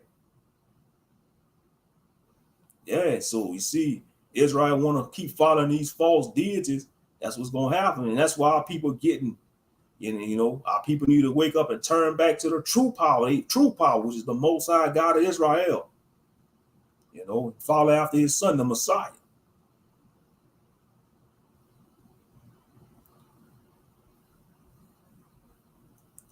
Verse 27, were it not that I fear the wrath of the enemy, lest their adversaries should behave themselves strangely, and lest they say, our hand is high, and the Most High have not done all this. For they are a nation void of counsel, neither is there any understanding in them. Ooh, that's who that sound like, y'all. That sound like our people. We are definitely void of counsel. We want to avoid wise counsel. But when it comes to counsel, how to do wickedness and to get over each other and to line up a brother or sister, we good at that. I find it strange, man. Our brothers and sisters that be doing these wicked stuff on the street, they know how to, they definitely wise to do evil. Especially when it comes to lining up a brother, when it's time to line up somebody and set him up to get his snot box rocked. Oh, yeah, they good at that. Get his TV turned off, his subscription canceled. You know, straight up. Oh, yeah, that's crazy. That is crazy, man. They wise to do evil. It says, for they are a nation void of counsel, neither is there any understanding in them. Oh, that they were wise, that they understood this, that they would consider their latter end. How should one chase 8,000 and two put 10,000 to flight, except their rock have sold them, and the Lord have shut them up? For their rock is not as our rock, even our enemies themselves being judges. For their vine is of the vine of Sodom, and of the fields of Gomorrah. Their grapes are grapes of gall. Their clusters are bitter. Their wine is the poison of dragons, and the cruel venom of asps. Is not this laid up in store with me, and sealed among my treasures? To me belongeth vengeance, says the Lord. Now, this is the Most High speech, says, to me belongeth vengeance, and recompense their foot shall slide in due time. For the day of their calamity is at hand, and the things that shall come upon them make haste.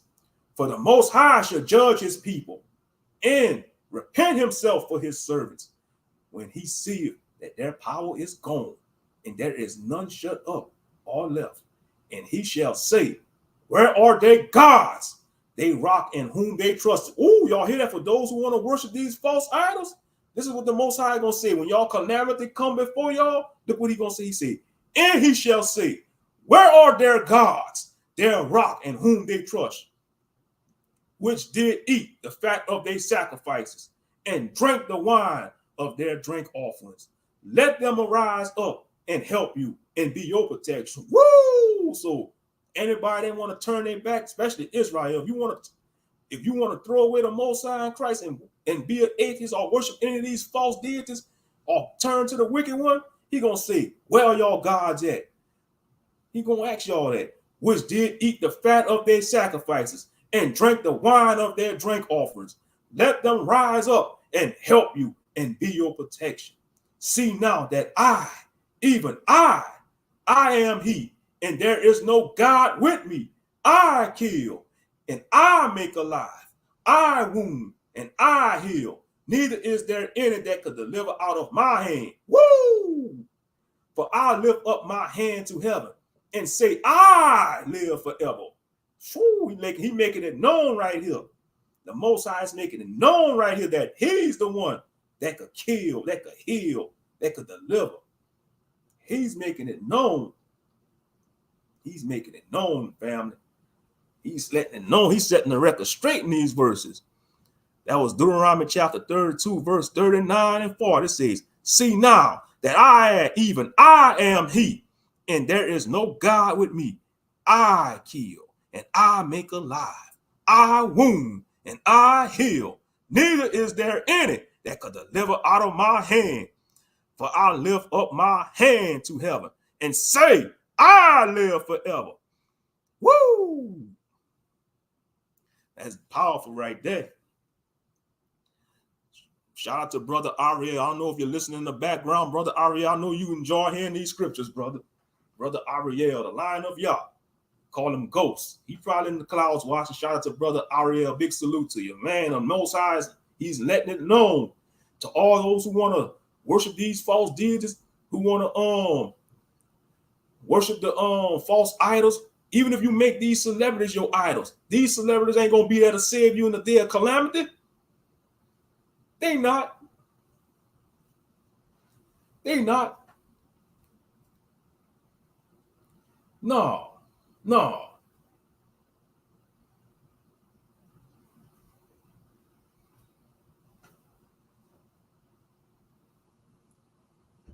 But yeah. Verse 41. Let's get some more of this word. Let's get some more of the word. Verse 41. If I wet my glittering sword and my hand take hold on judgment, I will render vengeance to my enemies and will reward them that hate me.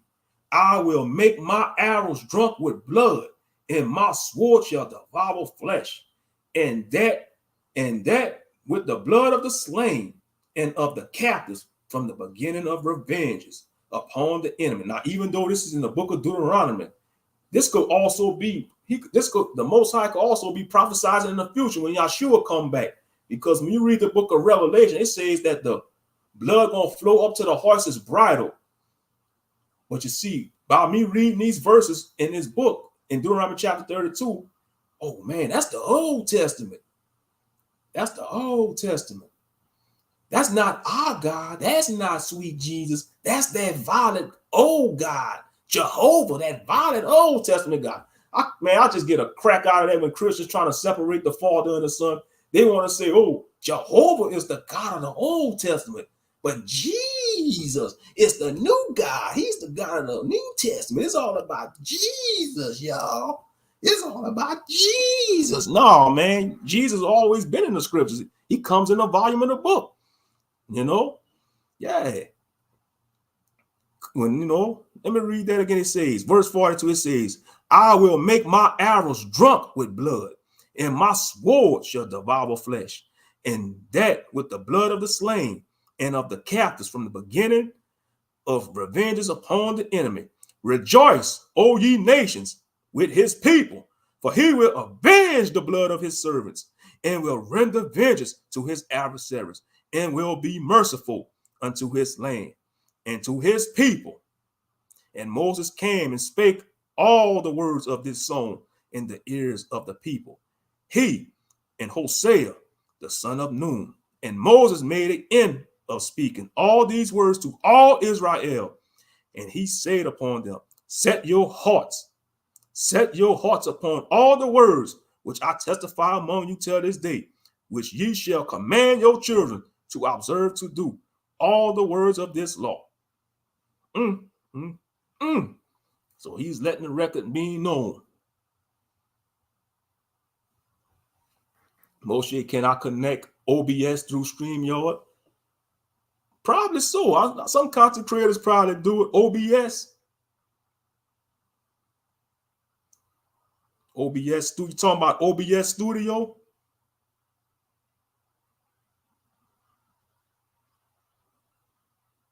That must be an app or some OBS. I heard the term before. Yeah, you probably could connect it. Let's see. I'm about to find out now. OBS connects to StreamYard.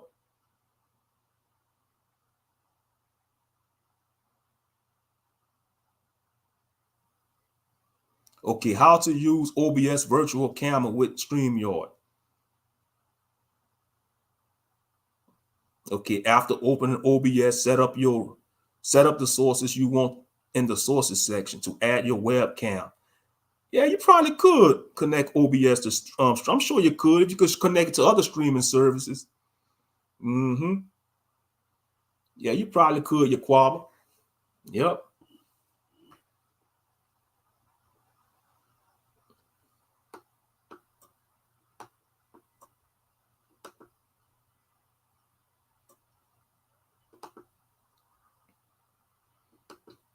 Great connection. He never changed. He doesn't change. Yahusha always does Yah's will. Exactly, sister. Because when he came down and spoke the words, he spoke the words that his father spoke. Mm-hmm. Yeah, I see she dropped another scripture. I'm gonna go there. I'm gonna go to John chapter 5, verse 19. Let me go there.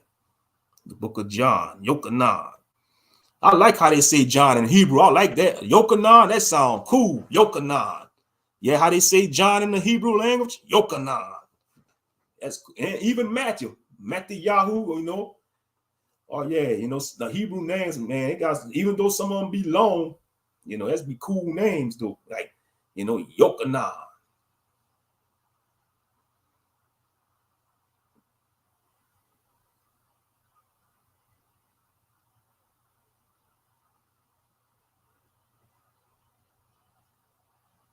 All right, the book of Yochanan, chapter 5, verse 19. And it reads on as wise. Then answered Yeshua and said unto them, Verily, verily, I say unto you, the Son can do nothing of himself, but what he seeth the Father do. For what things soever he doeth, these also do the Son likewise. For the Father loveth the Son, and show him all things that himself do. And he will show him greater works than these, that ye may marvel. For as the Father raises up the dead and quickeneth them, even so the Son quickeneth whom he will. For the Father judged no man, but he committed all judgment unto the Son. Then all men shall honor the Son, even as they honor the Father. He that honoreth not the Son, honoreth not the Father, which hath sent him. Y'all hear that non-Messianic? Let me read that again. Yochanan chapter 5, verse 23 says, that all men shall honor the Son, which is the Messiah, even as they honor the Father. He that honoreth not the Son, honoreth not the Father, which hath sent him. Verily, verily, I say unto you, he that heareth my word and believeth on him that sent me have everlasting life, and shall not come into condemnation, but is passed from death unto life. Verily, verily, I say unto you, the hour is coming, and now is, when the dead shall hear the voice of the Son of Yah, and they shall live. And they that hear shall live. For as the Father hath life in himself, so hath he given to the Son to have life in himself, and have given him authority to execute judgment also, because he is the Son of Man. Marvel not at this, for the hour is coming, in the which all that are in the graves shall hear his voice, and he shall come forth, they that have done good, unto the resurrection of life, and they that have done evil, unto the resurrection of damnation. I can of my own self do nothing. Now, this is Yeshua speaking, red letters. It says, I can of my own self do nothing. As I hear, I judge, and my judgment is just, because I seek not my own will, but the will of the Father, which have sent me. If I bear witness of myself, my witness is not true. If I bear witness of myself, my witness is not true. There is another that beareth witness of me, and I know that the witness which he witnesses of me is true. Ye sent unto John, and he bare witness unto the truth. But I receive not testimony from man. But these things I say, that ye might be saved. He was a burning and a shining light, and ye were willing for a season to rejoice in his light. But I have greater witness than that of Yochanan, for the works which the Father hath given me to finish. The same works that I do bear witness of me, that the Father hath sent me. And the Father himself, which hath sent me, hath borne witness of me. Yea, have neither heard his voice at any time, nor seen his shape. And yea, have not his word abiding in you. For whom he hath sent, him ye believe not. Search the scriptures, for in them ye think ye have eternal life, and they which testify of me. Let me stop there. Verse 39. John chapter 5, verse 39 says, search the scriptures, for in them ye think ye have eternal life, and they which testify of me. So if you want to find Yeshua, you can find him from Genesis to Revelation. From Genesis to Revelations, y'all. From Genesis to Revelation, you're going to find the Messiah up in there.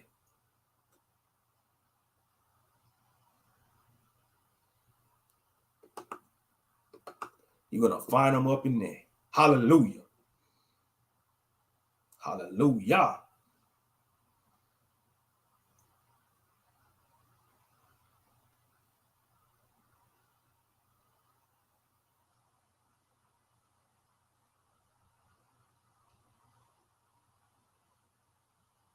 Isaiah chapter 8, verse 20. To the law and to the testimony, if they speak not according to this word, it is because there is no light in them. So to the law, Old Testament, and to the testimony, New Testament, you're going to find a Messiah up in there. You can't get around it. He comes in a volume of the book. He comes in a volume of the book, family. Straight up. He comes in a volume of the book. Yes, indeed.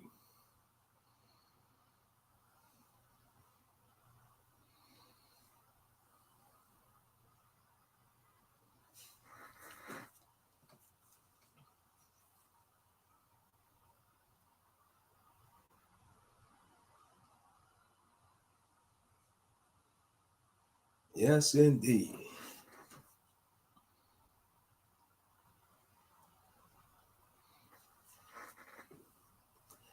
But yeah, man, I don't know if y'all know. Now I want to talk about the next subject.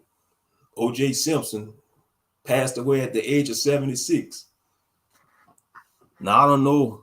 I'm sure many of y'all heard of O.J. Simpson. The O.J. Simpson case that was going on in the 90s. I was like in the 5th grade, I think, when that went down. Y'all was in the 5th grade, and we watched the tape. We watched the chase when they chased him in that white Ford Bronco on the highway. Yeah, allegedly it was following him to his house, but it was a chase. Okay, he died of prostate cancer, Las Vegas, Nevada, age 76. He was born July 9th, 1947, San Francisco, California. Died April 10th, 2024, age 76, Las Vegas, Nevada. Okay, spouse, Nicole Brown Simpson. Well, she died in 92, born in 1985. Yeah. So this went down in 1994, the trial. Yeah, the O.J. Simpson trial. Cochran, Johnny Cochran, you know, remember him? Johnny Cochran, that lawyer. First gained national recognition in 1994 when he joined the legal team defending Simpson, who was accused of killing his ex-wife, Nicole Brown Simpson, and her friend, Ronald Goldman. Now, I bet you a lot of these Gentiles, they probably celebrated when OJ died, you know, because they was pissed off he got away with it. Nah, y'all have a right to y'all opinion. Do y'all think he killed Nicole? They found him now guilty. They say he was not guilty, you know. What year he was on trial, Yaquaba? 1994. I think the trial started like in 1994. But I was in the 5th grade when I was on trial. I think, yeah. I think I was in the 5th grade.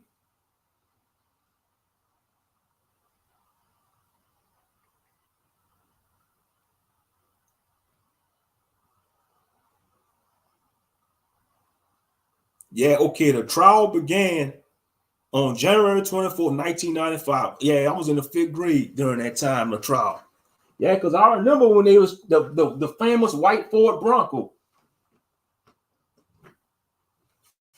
And I was joking about that. I was like, if I had me a new Bronco, you know, they came, because I like the new Ford Broncos they came out with. They nice. And I was joking about it. I said, you know what, if I had me a Ford Bronco, you know how you be putting them the calls on your car, like them stickers? Man, I have something on the side that would be like, if the glove don't fit, you must have quit, just to make them heathens mad. Oh yeah, the white Ford Bronco, OJ Simpson. Yeah.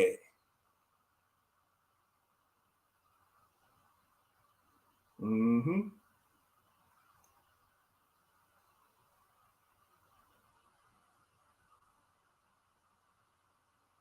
Okay. Where is OJ's white Bronco now? I figure they probably gonna put it in the museum. Let's see. The Bronco written in by Simpson, who died Wednesday, now sits in a crime museum in Tennessee, parked near a Volkswagen Beetle that was driven by serial killer Ted Bundy. Damn, they had the nerve to pit his Bronco by a serial killer, Volkswagen Beetle, Ted Bundy.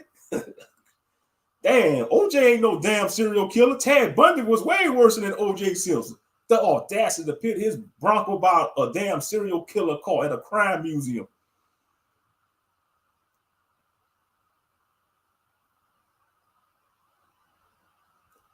White Ford Bronco is also the name of a band that plays a 1990s cover songs by artists from Metallica to Will Smith to the Spice Girls. Damn, they even made a song about a white Ford Bronco. Metallica, Will Smith, and the Spice Girls. God, yeah, that's a famous man. I'm telling you, that's famous. That man, he made the Bronco famous. But I'm glad they brought the was the Bronco discontinued because of OJ? Some they say it doesn't. No, I'm glad they brought back the Ford Bronco though. They need to bring back the Chevy El Camino. That's what Carly needs to bring back, the Chevy El Camino.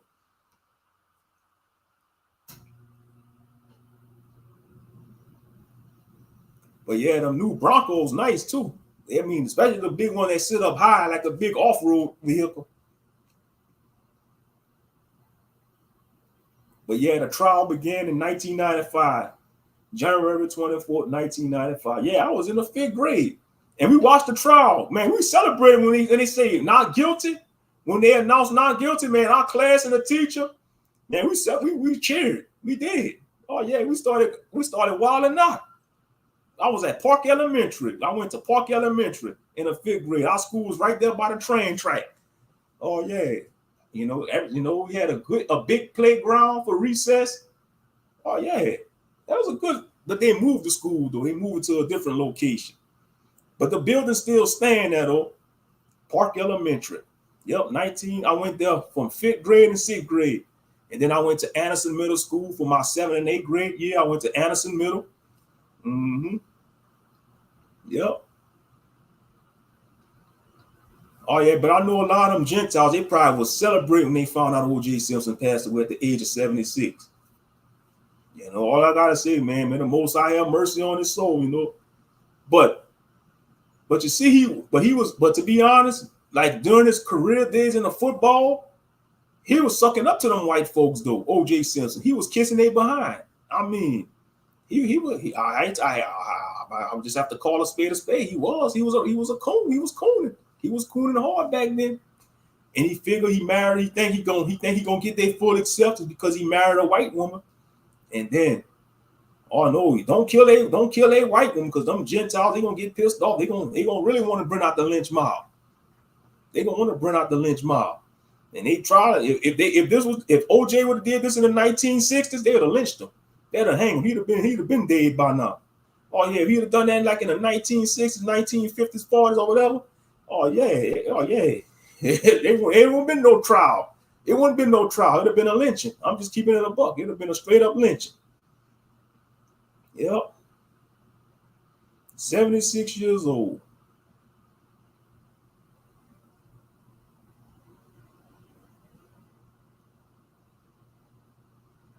Yeah, he was a football player. Yep. Okay, he played in the NFL for 11 seasons, primarily with the Buffalo Bills, and is regarded as one of the greatest running backs of all time. His professional success was overshadowed by his trial and controversial acquittal for the murders of his former wife, Nicole Brown, and her friend Ron Golden. Yeah, that's why they call him the Juice, because he was 6'1". Okay, he's 6'1". He was 6'1". NFL draft 1969. Round 1, pick 1. Mm-hmm.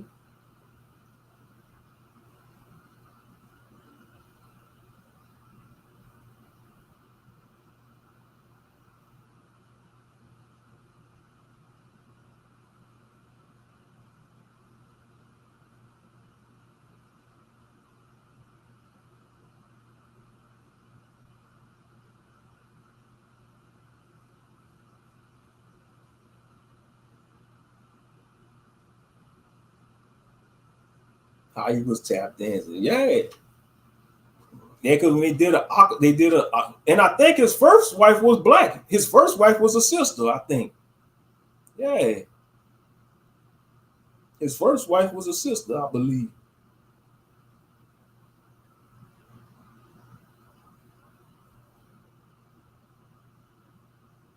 Oh, yeah, them Gentiles was ticked off.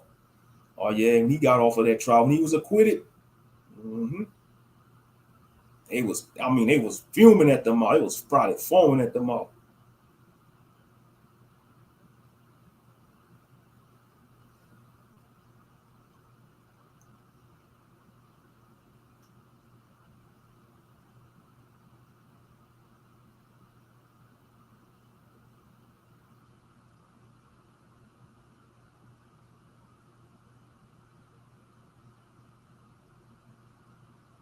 Yeah, that was a historical trial. Was he supposed to get drafted to the Browns? Let's see.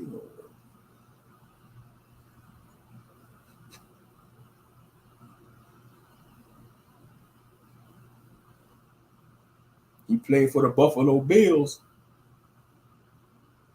They say he played for the Buffalo Bills 1969 to 1977, and he played for the 49ers, San Francisco 49ers, 1978 to 1979.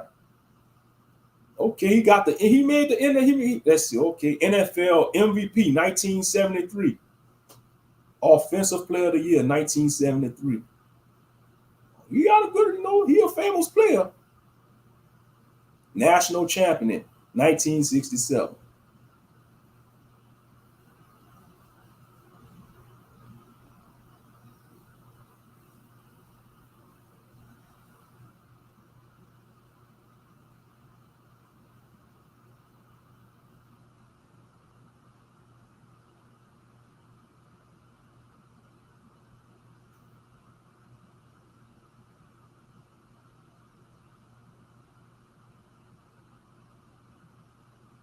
Yeah, but when he went on trial, all that went out the window. They forgot all about his football career.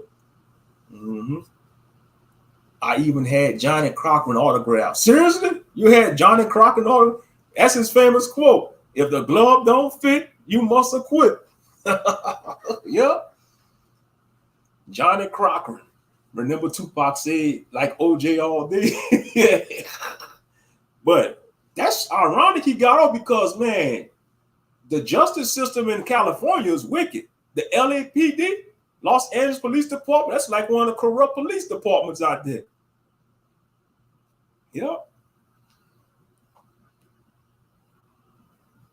Oh, yeah, because Tupac, y'all remember that song Tupac made, I Don't Give a Bleep? He was cussing. He was like, I gotta give all my y'all heard that. That's an old, that's like one of his, it's called Tupacalypse. That's like one of his, like around one of his first albums, Tupacalypse, when he was like, I just don't give a blink. And he started cursing out the police department. He was like, F the LAPD, F the he was just going off. Oh yeah, he was just ranting at the end of that song.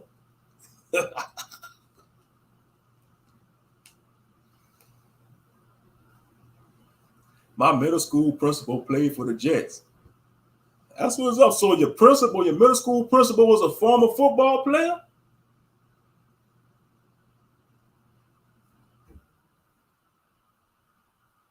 Yeah, in middle school, like one of the PE teachers, his name was Mr. Broussard. He was a brother, He used to play for the 49ers. He played a couple of seasons for the 49ers. Mr. Broussard, he was like Coach Broussard. Coach Broussard, he was one of the PE teachers at my middle school. He played for the 49ers. And then we had Coach Found Out, man. He was a good coach, but he was strict. He used to raise hell on them players when they messed up. Oh yeah, Coach Found Out.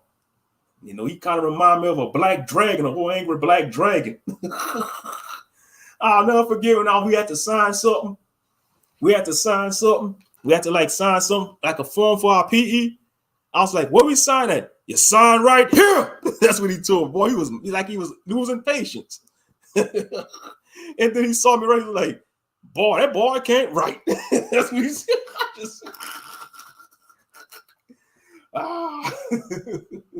Because I was just hurry up and to sign my name. I was rushing and see like, that boy can't write.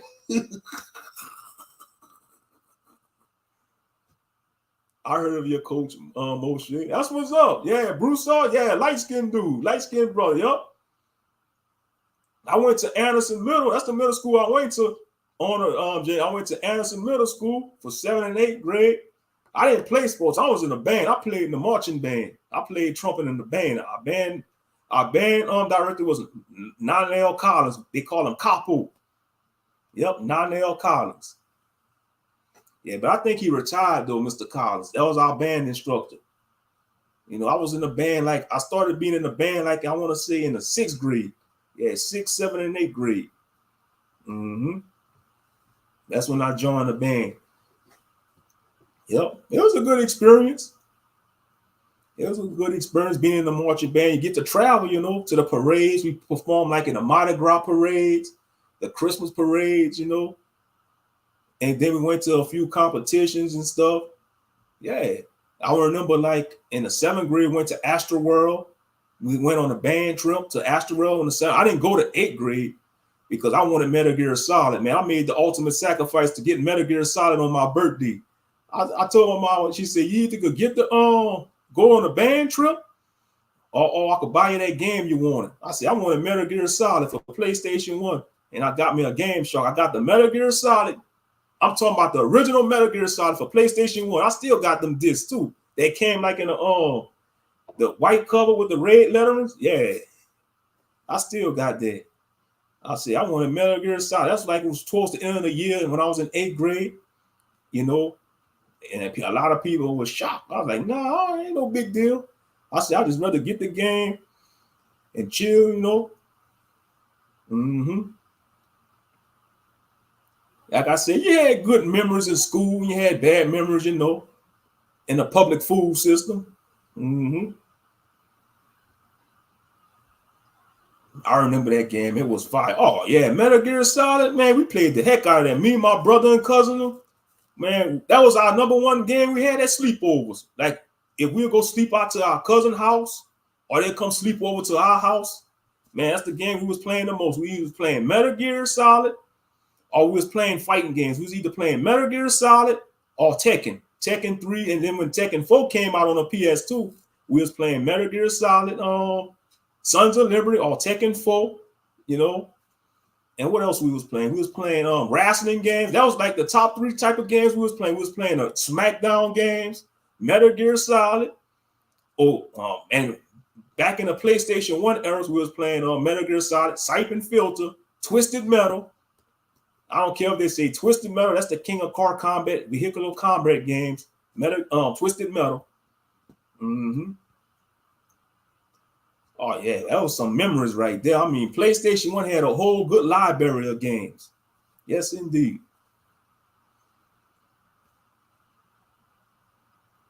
Tracy McGrady and Vince Carter used to come watch the football games too. Yeah, we had a lot of, we have just like you had Johnny Hector. That's a famous football player from around where I'm from in the city. Johnny Hector. He got some relatives that live in this city, Johnny Hector. Mm-hmm. Like he did like the football camps in the summer, like they had like the football camps.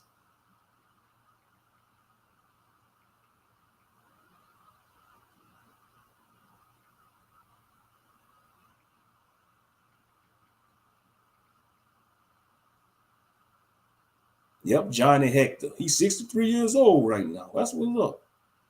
Mm-hmm. Born in Lafayette, Louisiana. Yep. Born in 1960 in Lafayette, Louisiana. Yep.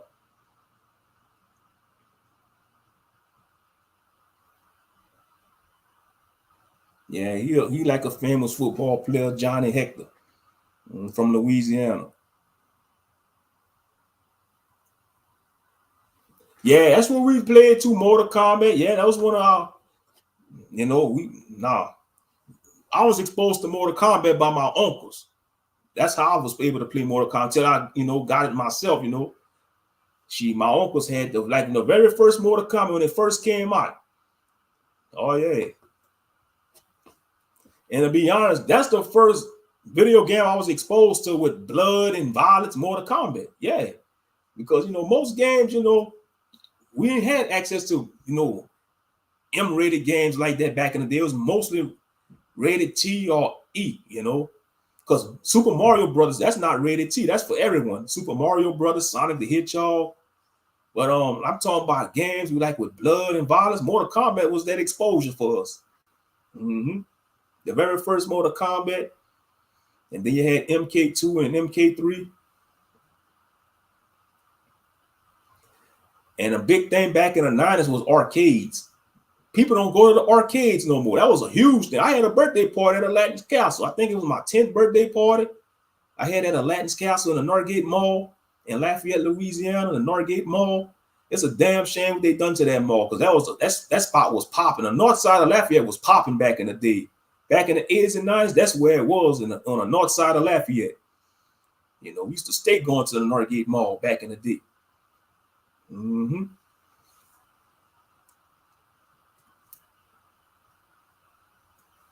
But Lafayette, the city is growing. Lafayette has always grown. Ever since I was a child, that city has always grown.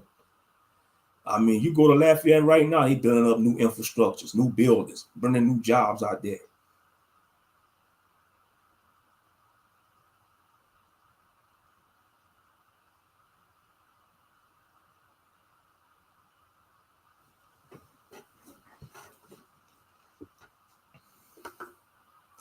One time I was summoned to the counselor because of my artwork.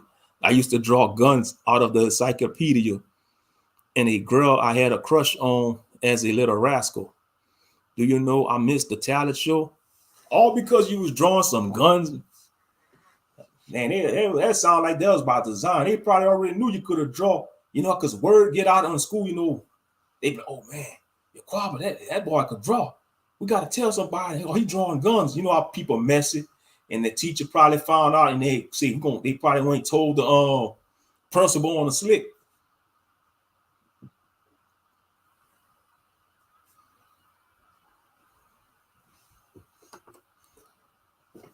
To sing after that, I hated drawing and painting. I used to watch the art show on PBS, and they made me quit when they did that. I used to win a talent show every year. Yeah, that was by design. It was hating on you, bro. Oh, you used to watch Bob Ross? Man, rest in peace to Bob Ross. happy little clouds there. We're going to mix our paint colors. We got some emerald green, titanium white, Prussian blue. We're going to mix this. Going to make a happy little clouds. Happy little trees. Rest in peace, Bob Ross. I mean, he'll picture the sleep, how he talk all calm like that. Yep. Yeah, Bob Ross, man, he be on YouTube. They got his channel on YouTube. If you want to fall asleep, you need help falling asleep, put on some Bob Ross.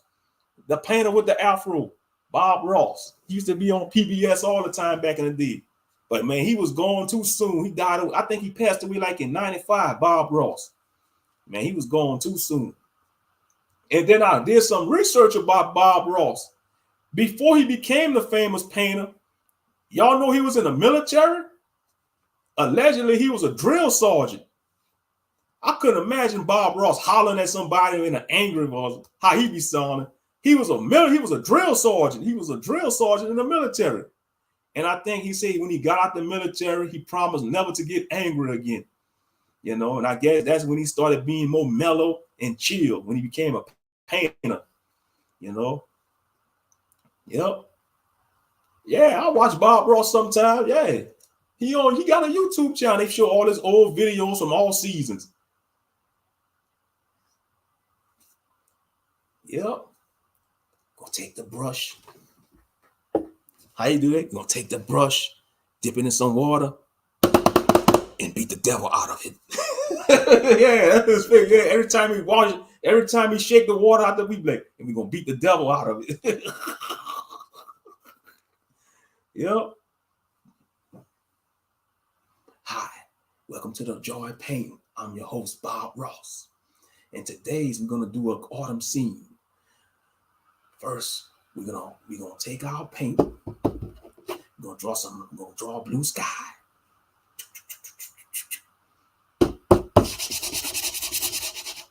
Take some titanium white. Happy little clouds. Oh, look at the happy little clouds. Let's give them a friend. We're gonna have a whole family of clouds right here. There. Hey, Bob, bro. That's how it used to be, though. Rest in peace. Yep. I mean, hell, you know, and when you see him like that, you couldn't imagine him being in no military, how mellow he was. You couldn't even imagine Bob Ross being in the military. I can't imagine him shouting at somebody and being angry in the military, because the way how he carried himself, he liked the animals. You know, he liked the animals. He used to show animals he had, you know, or go visit at the little sanctuaries. He used to show sometime like animals and stuff. We're gonna draw some little trees. This is where the happy little squirrels live at, in these trees. Got the little birds, the squirrels. They just gather the nuts for the season, you know, to make sure they have enough to eat. The happy little squirrels. But they used to always gripe about him because they say, Bob, Mr. Ross, that painting is outstanding, but why you paint that big tree in the middle of nowhere? He used to love to paint them trees, though. You know, he used to love to paint them trees. I mean, the paint could be off the chain. Out of nowhere, all you see, this is your bravery test. We're gonna have a big tree. Let's paint a big tree. This is your bravery test. Let's give him a little family. I go to mama tree. I go to little boy tree. I mean, he used to put a big tree in the middle of nowhere. And people, some of his critics used to get mad at that too. That Mr. Ross, this painting is outstanding, but it's one problem. Why you keep painting them big trees in the middle of nowhere? And he didn't mind it. He just kept doing it too. That's why I say he didn't give a damn. He just kept painting his tree. That man loved to paint his trees. They even had a character on to show the Boondocks. That was Bob Ross, even though his afro hair was blonde. That was based off of Bob Ross when he was teaching Riley how to paint. Man, that episode was off the chain. And then at the end, the cops was chasing him, and he started shooting at the cops. And on the back of his car, it had a bumper sticker say, "I love trees. I love painting trees." Something like that. Yeah, that episode was a trip on the show, the Boondocks. Yep. Gee, I used to watch the History Channel a lot too. Like back then when we had cable, like when I had cable, growing up in my parents' house, we had cable. You know, I used to watch the History Channel. And they had that show called Ancient Aliens, more like racist aliens because they whitewashed the damn aliens. Yep. They want to whitewash the damn powers. They even want to whitewash the damn aliens, racist aliens. And they want to call it ancient aliens. They all had some tripping shows on the History Channel. Just like Animal Planet, they had the show called Looking for Bigfoot, Finding Bigfoot, I think. I'm watching these damn Gentiles going in the woods, making all kind of noises, trying to call Bigfoot. I'm waiting for the episode to see Bigfoot beat them up, man. I'll be like, man, out of all the episodes of that show, Finding Bigfoot, we never seen no Sasquatch encounter. I'll be like, man, when they gonna show Bigfoot? All you see is these damn Gentiles and the wee hours of the night in the woods just making all these noises going, woo! Trying to call Bigfoot and stuff. Yeah. But, woo!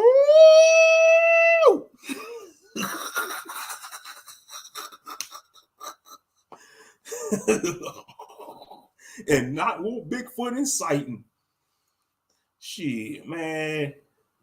That's a waste of time. But Animal Planet went to crap, man, when Steve Irwin died, man. When that damn stingray took out Steve Irwin, man. Because I used to watch the Crocodile Hunter too. You know, ever since he passed away, that whole channel went to downhill, Animal Planet, you know.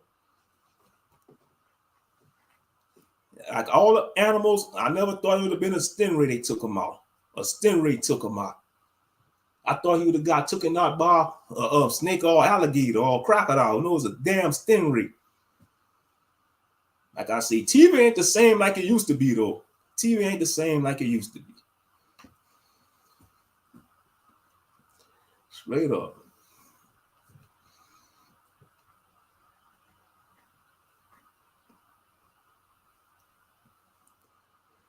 Moshe make that noise again. Or that. That's how they be on. Yeah, that's how they used to be on that show, Finding Bigfoot.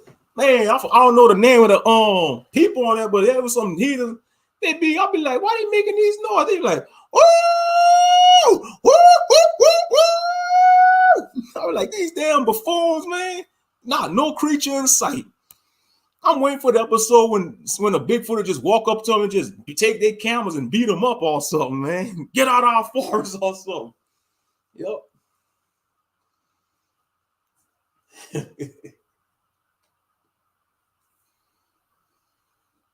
Yep. But they used to have some just like they had that show Chimp Eating when about that the show was called Chimp Eating. It was like a show about these rescue chimpanzees. They have them like in a sanctuary, and the main guy on it, an actor, I don't say, I guess he was like a wildlife worker. Man, he tried to go like it was one of the older alpha chimpanzees. Soon as that Gentile walked in that cage, that chimp started charging him. Well, he hurt up and got out that damn cage. That chimp started running towards him, charging. That shit was funny.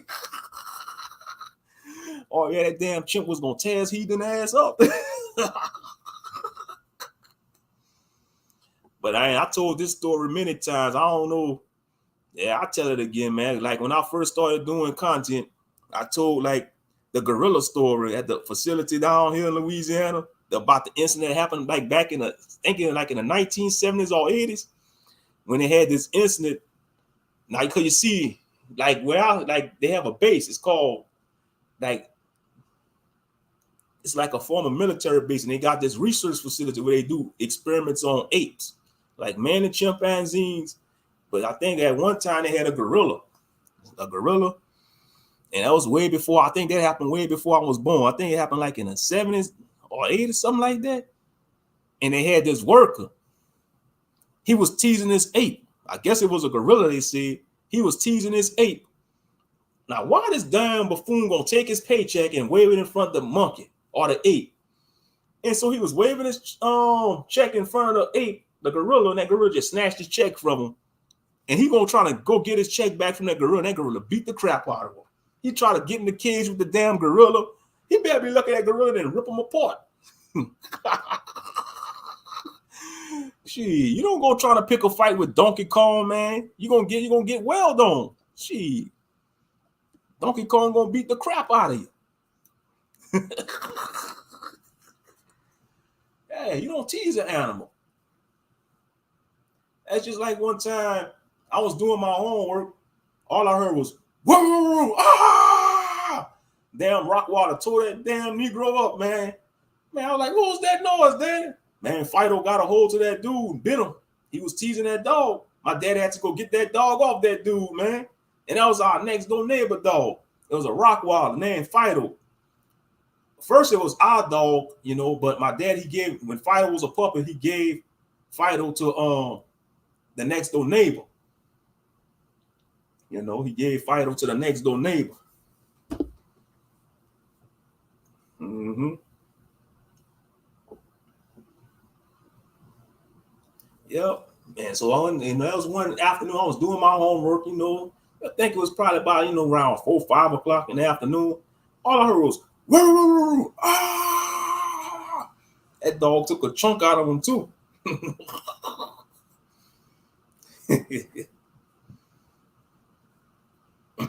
Yep, that dog took a chunk out of him. But he was teasing that dog. He probably been teasing that dog. Oh yeah, you don't tease no dog, especially a Rottweiler. Shit, Rottweiler got some powerful jaws. A Rottweiler, the bite force of a Rottweiler is more powerful than the pit bull. Even though a pit bull could lock jaw, but a Rottweiler got a bite force stronger than the pit bull. Oh yeah. Yeah, my daddy told me about that. Because you see, my dad, that's all the type of dogs my daddy used to own back then. He had a Doberman, he had a couple of pit bulls, Rottweilers, and he had a German Shepherd one time. Yep. Yeah, but my daddy, back then, he had a blue Doberman, but somebody stole his dog, though. He had a blue Doberman picture. Yep, a blue Doberman. Y'all played Run from the Mud too, Yeah, me and my brother, we got chased by a damn pit bull in school one time. Oh, Yaquaba?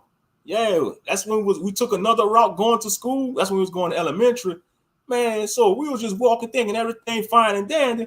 Man, I looked back, all I saw was, woo, this damn pit bull coming from across the street. That damn pit bull chased us all the way to school. Yeah. Well, me and my brother was running for dear life.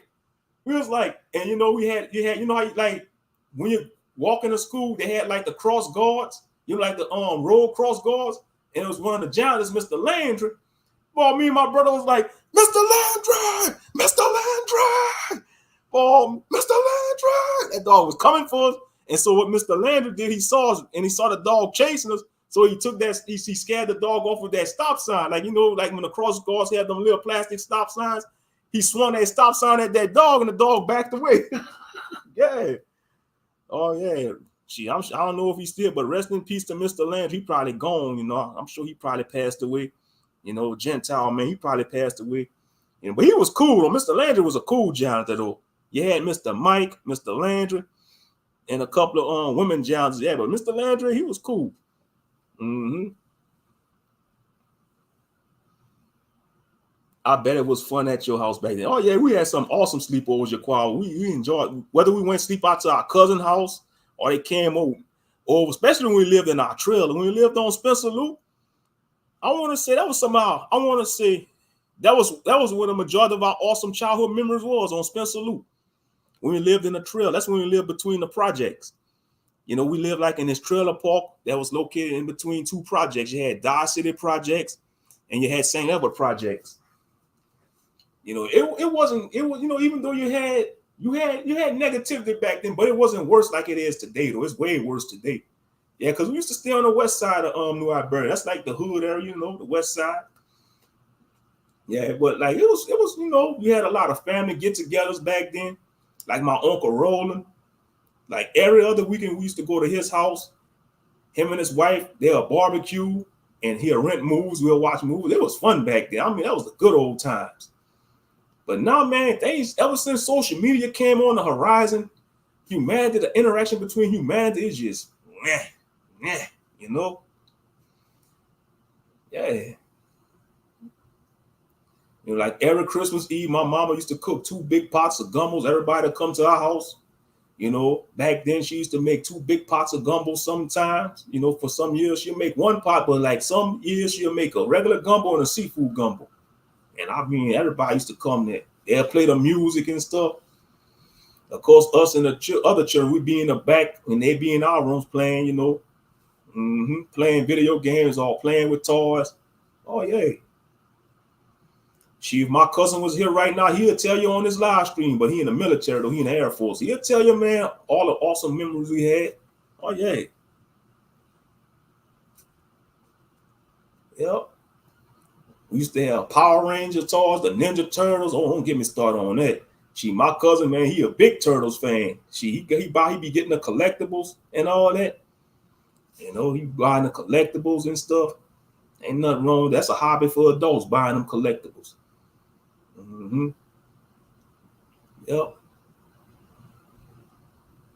Still can't find my homeboy Booker T. We were very close back then. Yeah, I know when you're trying to locate a close friend you had back in the day, you just be thinking about them, hoping they all right. Yeah.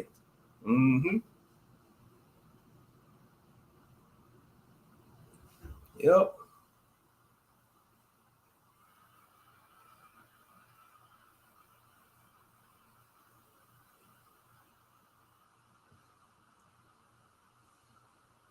Oh yeah, the 90s was awesome though. Oh yeah, it was the music, the movies, toys, even the toys. Don't get me started on the toys. Man, we used to get those, especially around the holiday season. How you used to have the Sears toy catalog or the JCPenney Christmas catalogs. Me and my brother and cousins, we used to be picking out the toys we want for Christmas.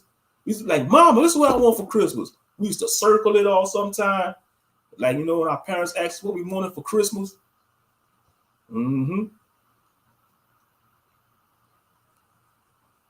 But like I say, children don't even want to play with toys these days. They want devices. I'm talking about they be 2 years old wanting a tablet or a phone. Man, when I was 2, 3 years old, they had toys for us to play with. We won't even dare want no damn tablet or phone back then. We wanted toys. Whether it was a remote control called football, action figures for the little girls, they probably want an easy bake oven, the new Barbie set, and other little girl toys and stuff, yeah.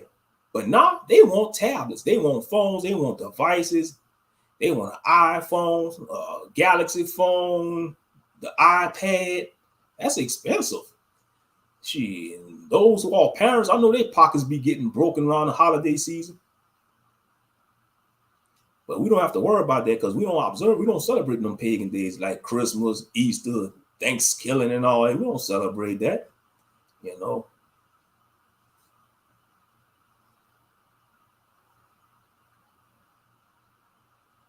It was one time that I lived in New Orleans.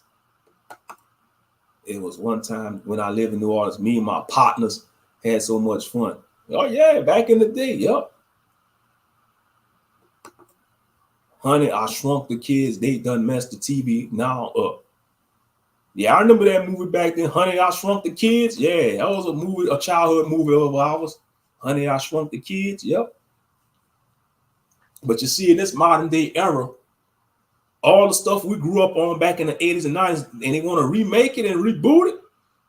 They want to mess up the narrative. They want to push certain narratives into the stuff we grew up on. Like they want to come with the damn alphabet agenda and all that, the mixed race dating agenda and stuff, all the corruption, the politics and stuff, even with comic books. That's why Marvel in DC is doing bad right now, because of the SJW politics. We don't want to see Superman love interest be another man. That's out of order. That's why I say, when it comes to stuff like that, I'd rather support independent comic books. That don't have none of that politics bull crap in there. And it's so bad, it's like they want to force people to have a representative of that lifestyle up in there. Sound like the good old days. That's right. Yep.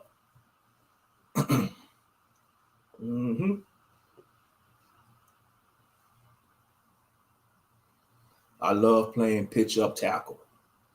Yeah, speaking of football, brother Arnold, you heard about how the NFL, they want to ban that tackle? It's called a hip tackle or something. It's a tackle that's called a hip drag tackle. They want to ban that tackle. It's called a hip tackle. They might as well Make the NFL just play flag football. Because, back in the 60s and 70s, man, the NFL was way more brutal, I heard. It was way more brutal. Yep, hip tackle ban NFL. Okay, the NFL competition committee unanimously banned the tackle, taking inspiration from rugby leagues around the world, which have prohibited a similar tackle because of its threat to players' legs. Why did they ban the hip drop tackle? Yeah, it's called a hip drop tackle. It doesn't get used very often, but when it is used, it's incredible injuries to the runner. NFL competition committee chairman Ricky McKay said Monday during a meeting in which team owners unanimously voted to approve a ban. Man, what's going to be next? They're going to ban. Last time I checked, the NFL football is a gladiator sport. It's a contact sport. It's a gladiator. It's a combat sport. They want to ban all these tackles, like they want to ban a hip drop tackle. They might as well just ban tackle altogether. Say we're going to make the NFL play flag football. I guarantee you, if they start making them play flag football in pros, man, the rating's going to go down. Nobody want to watch them play no flag football. See, the whole purpose of football is to tackle, to bust somebody up, man, to clothesline somebody, be brutal, Yeah, they want to. It's like they want to keep changing the rules. Like I said, I don't watch sports, but still, football is a gladiator sport. It's a contact sport. It's a combat sport.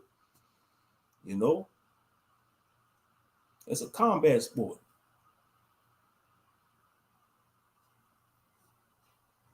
Kevin Brown, I'm in the house. The great Rufus Destroyer. But yeah, football is a gladiator sport. It's supposed to be brutal. It's supposed to be brutal. But they want to ban all these tackles. They want to change the rules. Like I said, they might as well just ban tackle altogether. But they know if they do that, the rating's going to drop because people ain't going to watch football no more if they make them play flag football or two-hand tap. What's going to be next? You can't tackle the quarterback no more. They're going to make it a fine if you sack the quarterback. They might as well try to ban because the quarterback they can't take strong tackles because most quarterbacks they lean built. They're not built to take too many licks from stronger players. So what's going to be next? You can't sack the quarterback no more. If you sack the quarterback, that's going to be a penalty or something. That's going to be some BS rules. That's the whole purpose, to try to sack the quarterback. Stop them from executing the play. TV ratings don't match no more. I know. Exactly.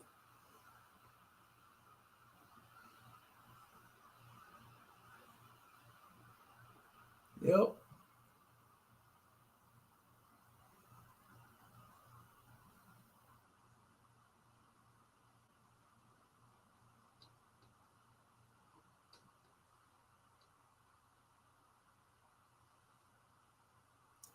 But yep, I mean things ain't like it used to be though. Show you, man, when you get, when the years go by and you're getting older, you see how the world changes. It's like every decade the world changes, and that's true. Like every decade, every 10 years, the world changes, New technology, new people, new forms of thought. I'm just saying, y'all willing if we all here still 2030. We don't know. Things gonna be different in the year 2030. Just watch. If we still here, if we still here, y'all willing, man. Hopefully the kingdom be established. But I'm saying by the year 2030, it's gonna be a whole different scene on the world. It's gonna be a whole. I'm telling you, it will. It's gonna be something like you see in the movies. By the year 2030, you might have maybe a few cars that's self-driving. They working on it now, self-driving cars. But I don't want to own no self-driving car. I don't want no car to drive me around. I'd rather drive myself. I'm just saying. I'd rather drive myself. Yeah, that's basically a foam tackle. Yeah, the hip drop tackle. I don't know why they banned talking about this could be injurious to the legs. Last time I checked, it's a gladiator sport. You're going to get injured playing football. You're going to get injured one way or another because you're putting your body on the line. You're putting your body on the line. So I don't know why they banning it, man. It's like, leave it to these damn pansies, want to change the rules in the NFL. See, I knew you was going to touch base on it, Arnold.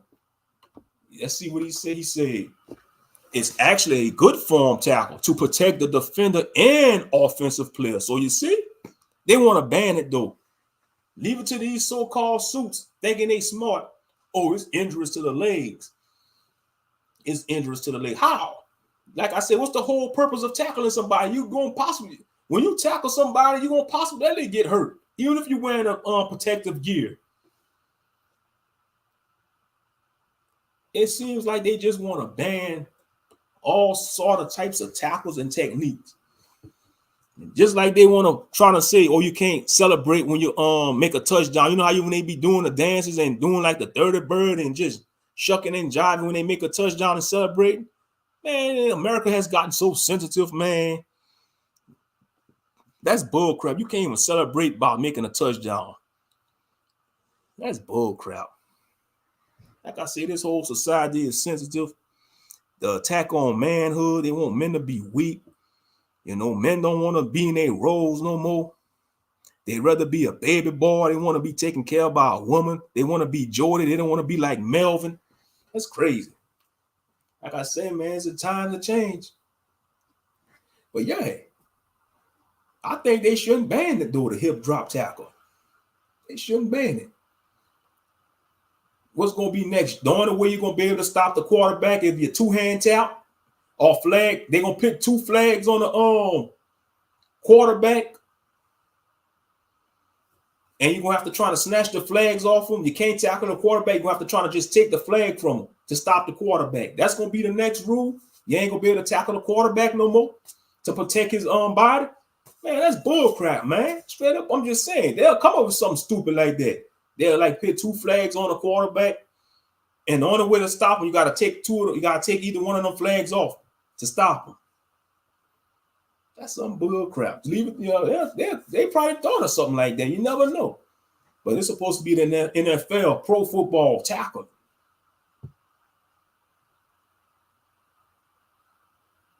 When Deion Sanders was playing, they banned celebration after touchdown. Never seen so many sensitive men in my life. Exactly, but that's what it is. You got a lot of sensitive men that's in leadership position in society. And I've been running about this. Like I say, you got a lot of these cucks that's running in society. America is run by some henpecked cucks. That's why nobody fear America no more. Nobody fear the society no more. And I don't give a damn if they get mad. I'm going to say it.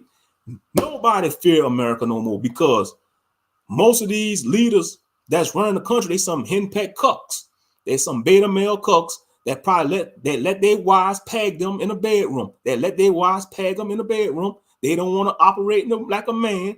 They want the woman to be the man, and they want to be the sensitive woman. Come on now, cause ain't to ban the hip drop tackle, man. Why you want to ban that? You might as well say we're gonna ban tackle altogether. If you're gonna ban the hip drop tackle, and like I said, I'm not even a football fan or watch sports. I'm against it. Why you gonna ban the hip drop tackle? It's the whole purpose to tackle somebody. That's the whole purpose. In football, to stop, it's a defensive sport, it's a gladiator sport, it's a contact sport. You're going to get hurt. It's a possibility down the line you're going to get hurt because every game you're playing, every time you step on that field, you're putting your body on the line. That's in any sports. It don't matter what type of sports you play, it's a possibility you're going to get injured. Whether you're playing baseball, basketball, football, soccer, even professional wrestling, even in the wrestling industry. And their bodies get up banged up the most in professional wrestling because they don't have an off season. Like in the WWE, they don't have an off season. They wrestle all year long. They don't have an off season. And I think it's wrong. They should at least if they don't want to have an off season, let them take a week off every month in the WWE. That's what they should start doing. Like let them take a week off. Like all wrestlers take a week off every, like it could be like maybe every third week of the month. They take that whole week off so that they can rest and recuperate. But no, they wrestle all year long. They don't have an off season in professional wrestling.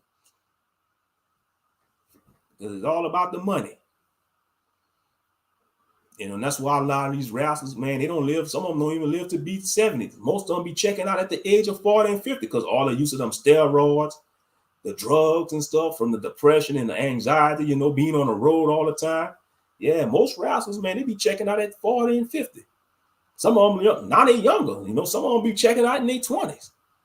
Look at Bray Wyatt. Bray Wyatt was like in his 30s, I think. Yeah, Bray Wyatt. He checked out, I think, last year. I mean, yeah, shucks. And look at John Cena. John Cena look old. He look way old now. Straight up. Mm-hmm.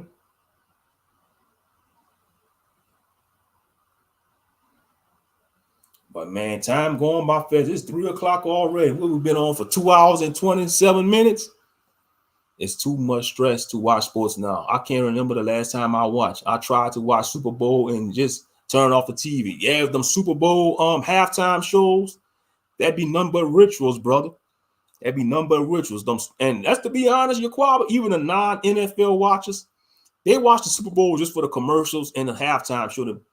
I think the majority of the people, that's what they'd be watching it for, the commercials and the halftime show. Mm-hmm.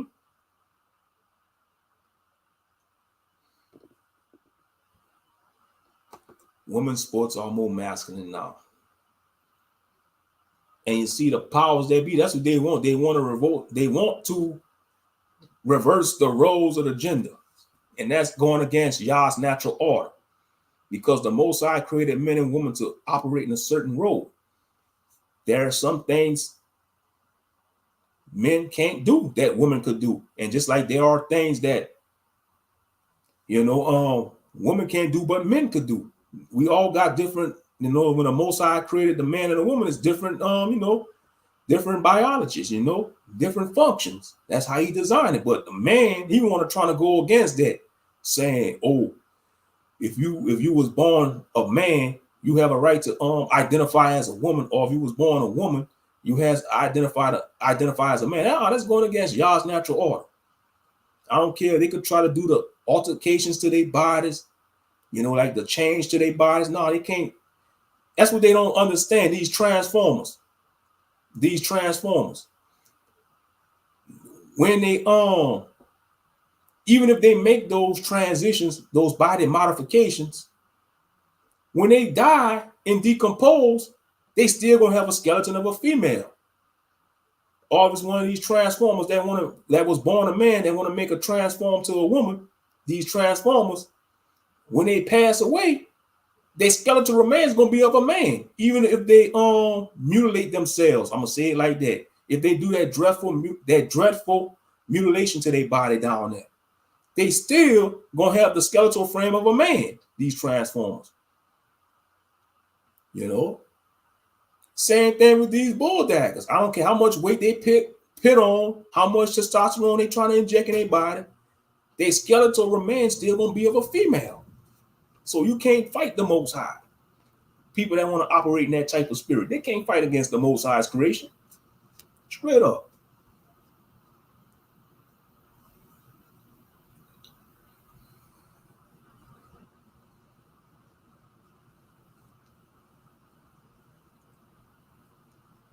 Yep. But like I say, it's a long trek ahead because, like I say, this whole decade gonna be a rocket ride. It started in 2020. Only the Most High knows what 2025 gonna bring.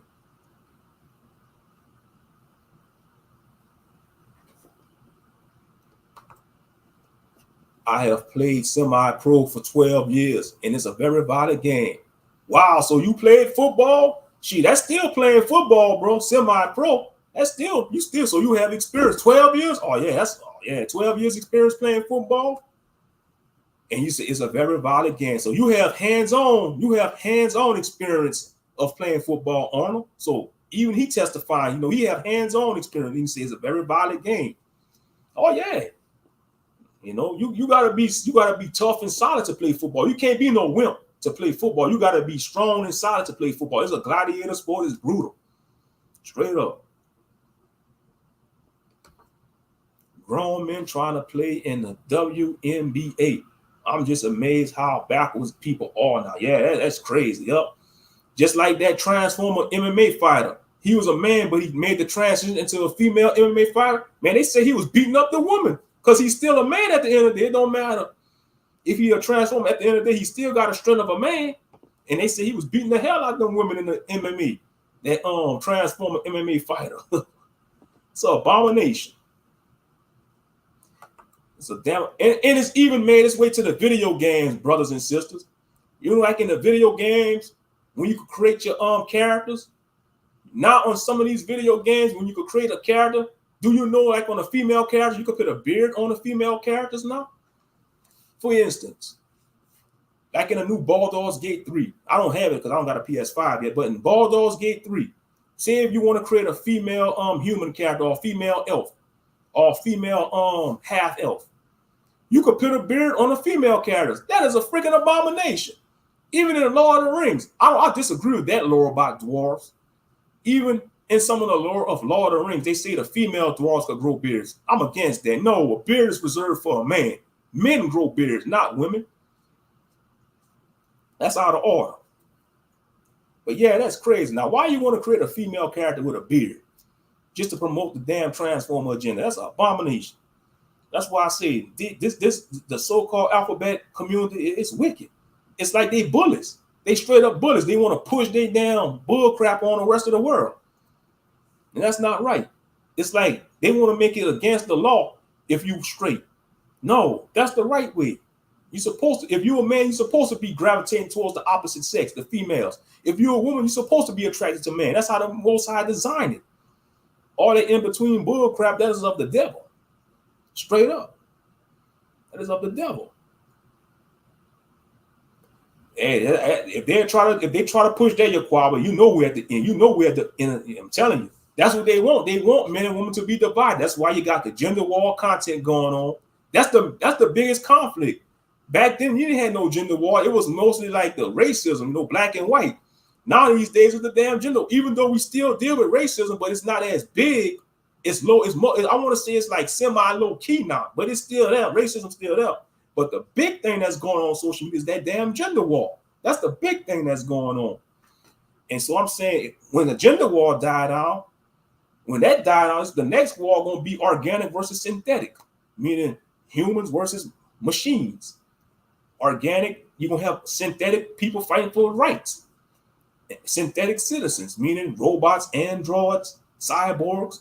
It may sound far-fetched. It may sound like a science fiction movie, but it's going to be a reality one day if we're still in this system. Because they pushing for that. Look at the AI technology. That's all you see is taking over. These AI taking people's jobs. Next thing you're going to have AI citizens, cybernetic citizens.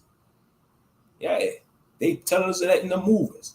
Like the science fiction movies, like Star Trek, Star Wars, Terminator, Total Recall, them movies back in the 80s that we grew up on in 90s and stuff. Yep. Yeah, we got the gender war going. The next war going to be probably organic against synthetic. Organic means representing the humans, flesh and blood, and synthetics, circuits and oil inside and chips. Oh man, and some people might, oh man, Moshe, he talking crazy. He sound like he's saying something like in a science fiction. Yeah, y'all got a right to your opinion. I don't care. They could call me crazy. They could say, oh, he a loony being. He talking loony right now. I don't care. It's gonna be. We might not be around, but it's gonna be a reality one day if we still in this damn society. Only the Most High knows, because the truth is stranger than fiction. Straight up. They paid them reparations by defaming the natural order. Man, we need Cardi B lawyer for real. Yeah, Cardi B lawyer, huh? Yeah.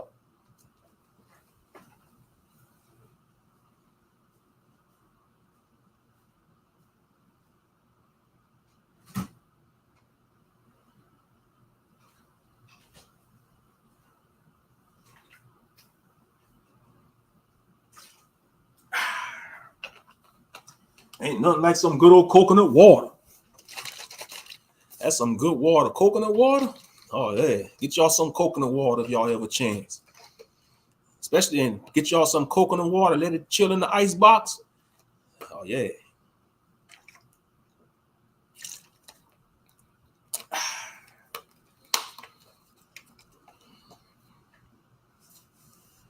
Whew. Yeah, we had 2 hours and 36 minutes. I'm going to go ahead and wrap it up in a few minutes, though. We've been on for a while because I know y'all got things to do. I don't want to hold y'all here all day. You know, y'all got things to do. Got to start y'all day, but I appreciate y'all for rocking with me on this live stream. Shout out to everybody in the chat room. Big salute to y'all. Yeah. We'll wrap it up in a few minutes. Any final thoughts on any of the topics we talk about or any topic, you know? And a lot of brothers refuse to defend themselves. That make us all look soft. Exactly. True. Because the world, because I talked about this before, Yaquab, and I don't know if you ever had this thought before. The world, like if one black man mess up, they look at us all as mess ups. It's like we, the only race, can't even have our end. How I want to say this? We the only race of people, black men and black women. We can't have our we can't be we can't be judged on as an individual like other races. Because say like if a black man commit a crime, they're gonna throw all black men under the bus. You know, if a black woman act out of order, they're gonna throw all black women out of they're gonna throw all black women under the bus. It's like we can't be judged as an individual. Because the world just sees us as one big nigga. You know, the world just sees us as one big nigga. It don't matter if you a brother from the streets, an educated brother, a military brother, a professional brother, a jobless brother. The world still gonna judge you as the N-word. You gonna go live later? All right. I will go later. I'll be on the lookout because, like I said, I probably got to run a few errands or just be chilling, you know, or take a nap or something. I'll look out for the notifications, though. Yeah, but I'm going to go ahead and wrap this up, man, because I've been on for 2 hours and 38 minutes. Like I said, you know, shout out to Ringo TV, man, because he be doing live streams for 8 hours, man. He got the energy to do that. But that's, like I said, that's his job, though. That's his job. That's his passion. And you got to respect him for that. Ringo been doing this since 2006. 3 years after I graduated high school, man. That's when he been on here. OG Ringo. Shalom. Big salute, Nit Ya. Big salute. Nit Ya in the building. I pray all is well with you and your family, Nit Ya. Real talk. Shout out to your husband. Shout out to your children. May the Most High keep them covered in Yahshua's name. It's all good. It's good to see you showed up. Ain't no big deal. You know, life goes on. You know, and I respect that about your sister. Y'all, you prioritize the family. You know, the Most High, of course, the Most High first, Yahshua, then your family. And I respect that. That's how it's supposed to be. You know, so big salute to your sister, Nit, y'all. Big salute to your husband. Big salute to the children. You know. Yes, my brother. Thank you. Oh, yeah. You know, got to make sure, you know, the household is well. Oh, yeah.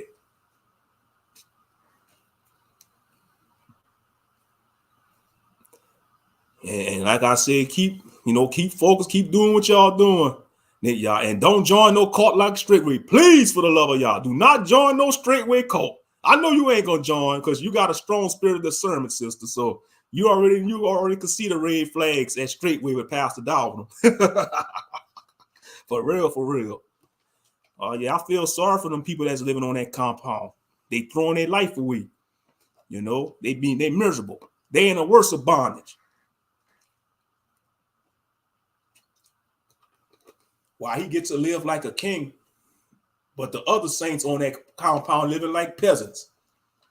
Straight up.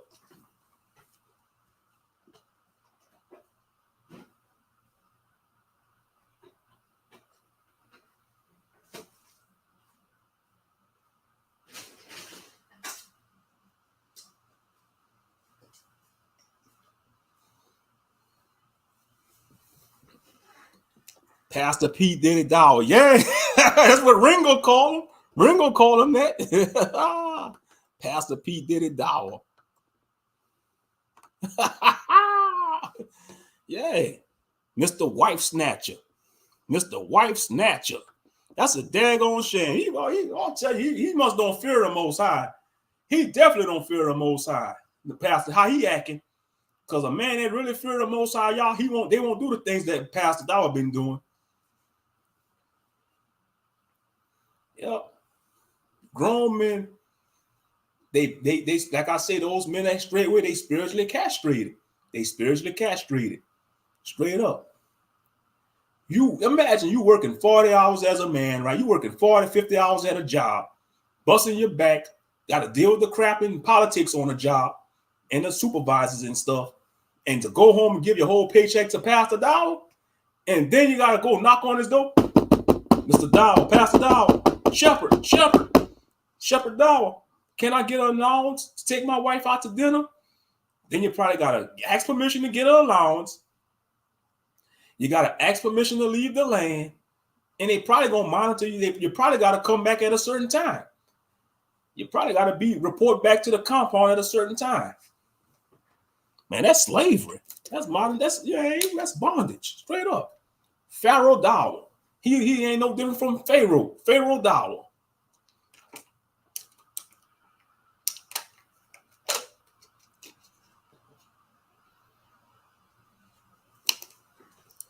Oh no, sister. It's not a camp. It's a cult. I look at it as a cult. Straightway. It's a straight up cult. This is sad. I'm so happy that the Most High protected us from camps like that. It's more like a cult. He ain't no different from they even want to put him on there with Jim Jones. Brothers and sisters, y'all better not drink the Kool-Aid. And that's another thing. What if he knew he about to get invaded? He might try to pull a Jim Jones if he get invaded by the feds. I'm just saying, y'all forbid, he might try to pull something like that, a Jim Jones. Man, when I saw that documentary about the Jonestown massacre, that was sad. That was sad. When I saw that, man, that was sad. Damn, had tears in my eyes. I ain't gonna even lie. I damn near cried. The Jonestown massacre. Women and children, elderly people dying from that poison. Yeah. Man, they got a special place for Jim Jones in the lake of fire. Man, they got a special place in hell for that no good, wicked bastard, man. Had children dying from that poison. I mean, small children, probably infants too. Wicked bastard. Oh, yeah, he got a special place in the lake of fire. Wicked heathen bastard. I'm serious. It's sad that Jones, and I'm telling you, man, that's gonna be the next step. I'm telling you, if he get invaded, he might try to pull that card. I'm just saying, y'all forbid. He might try to pull that Jim Jones card. Or he gonna be like the Warden on the Shawshank Redemption, take his own self out, like the Warden did on that movie, the Shawshank Redemption. That damn heathen Warden, he didn't want to face the music. What he did, rocked his own snot box, turned his own TV off, canceled his own subscription. Coward Warden on the Shawshank Redemption. He was a corrupt Warden on that movie, the Shawshank Redemption. Yeah, that old Warden, I couldn't stand him. Well, I'm glad how he went out. Because he was a cow, he was wicked. Yeah.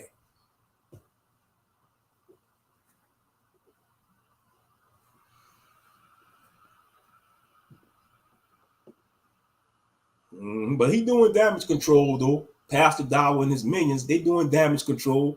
But I don't care. They could do all the damage control videos they want. Ringo ain't letting up. Ringo TV, he ain't letting up. He gonna stay on their cases. Yep.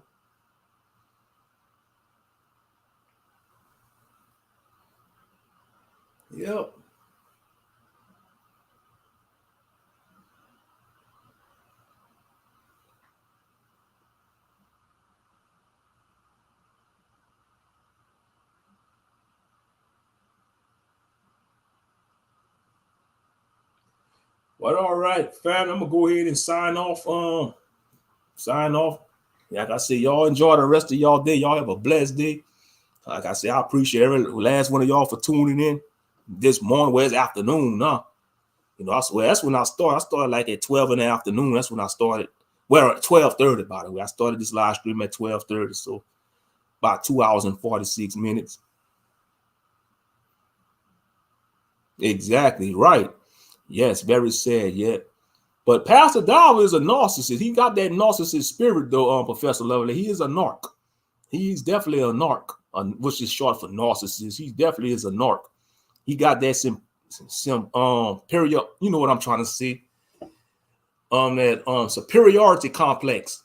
You know, there's a lot of unfortunately, a lot of people, you know, in the Israelite community that has that support, that's complex, that narc mentality, you know, whether they a camp leader, a congregation leader, you know, content creator, you know, it doesn't matter, man. It's sad, man. It's the narc spirit has taken a hold of a lot of people. And it's not in the Israelite sectors, in all sectors of YouTube. These big content creators, they got a big ego, you know, yeah. And one of y'all brought, I don't know what thing. Who told me that YouTube is part of the industry? I think that was Brother Yaquaba was mentioning that. I think that was you, Brother Yaquaba, that said YouTube could be part of the industry. And I think somebody was mentioning, I don't know, I forgot who it was. One of y'all was mentioning that YouTube could possibly be part of the industry. I think it was Yaquaba. You know, they said YouTube could probably be part of the industry. Yeah, I believe that too, because if you got 1 million some subscribers, you probably gonna be visited by some of these industry people. I'm just saying. You're gonna probably be visited by some of these industry people. They might want to try to make a deal with you. They might maybe want to make you take a damn oath. She ain't taking no damn oath. Hell no. You know, I'm just saying. I've been had that as a theory. Like these YouTubers that got like over 4-5 million subscribers, they probably could be part of the industry.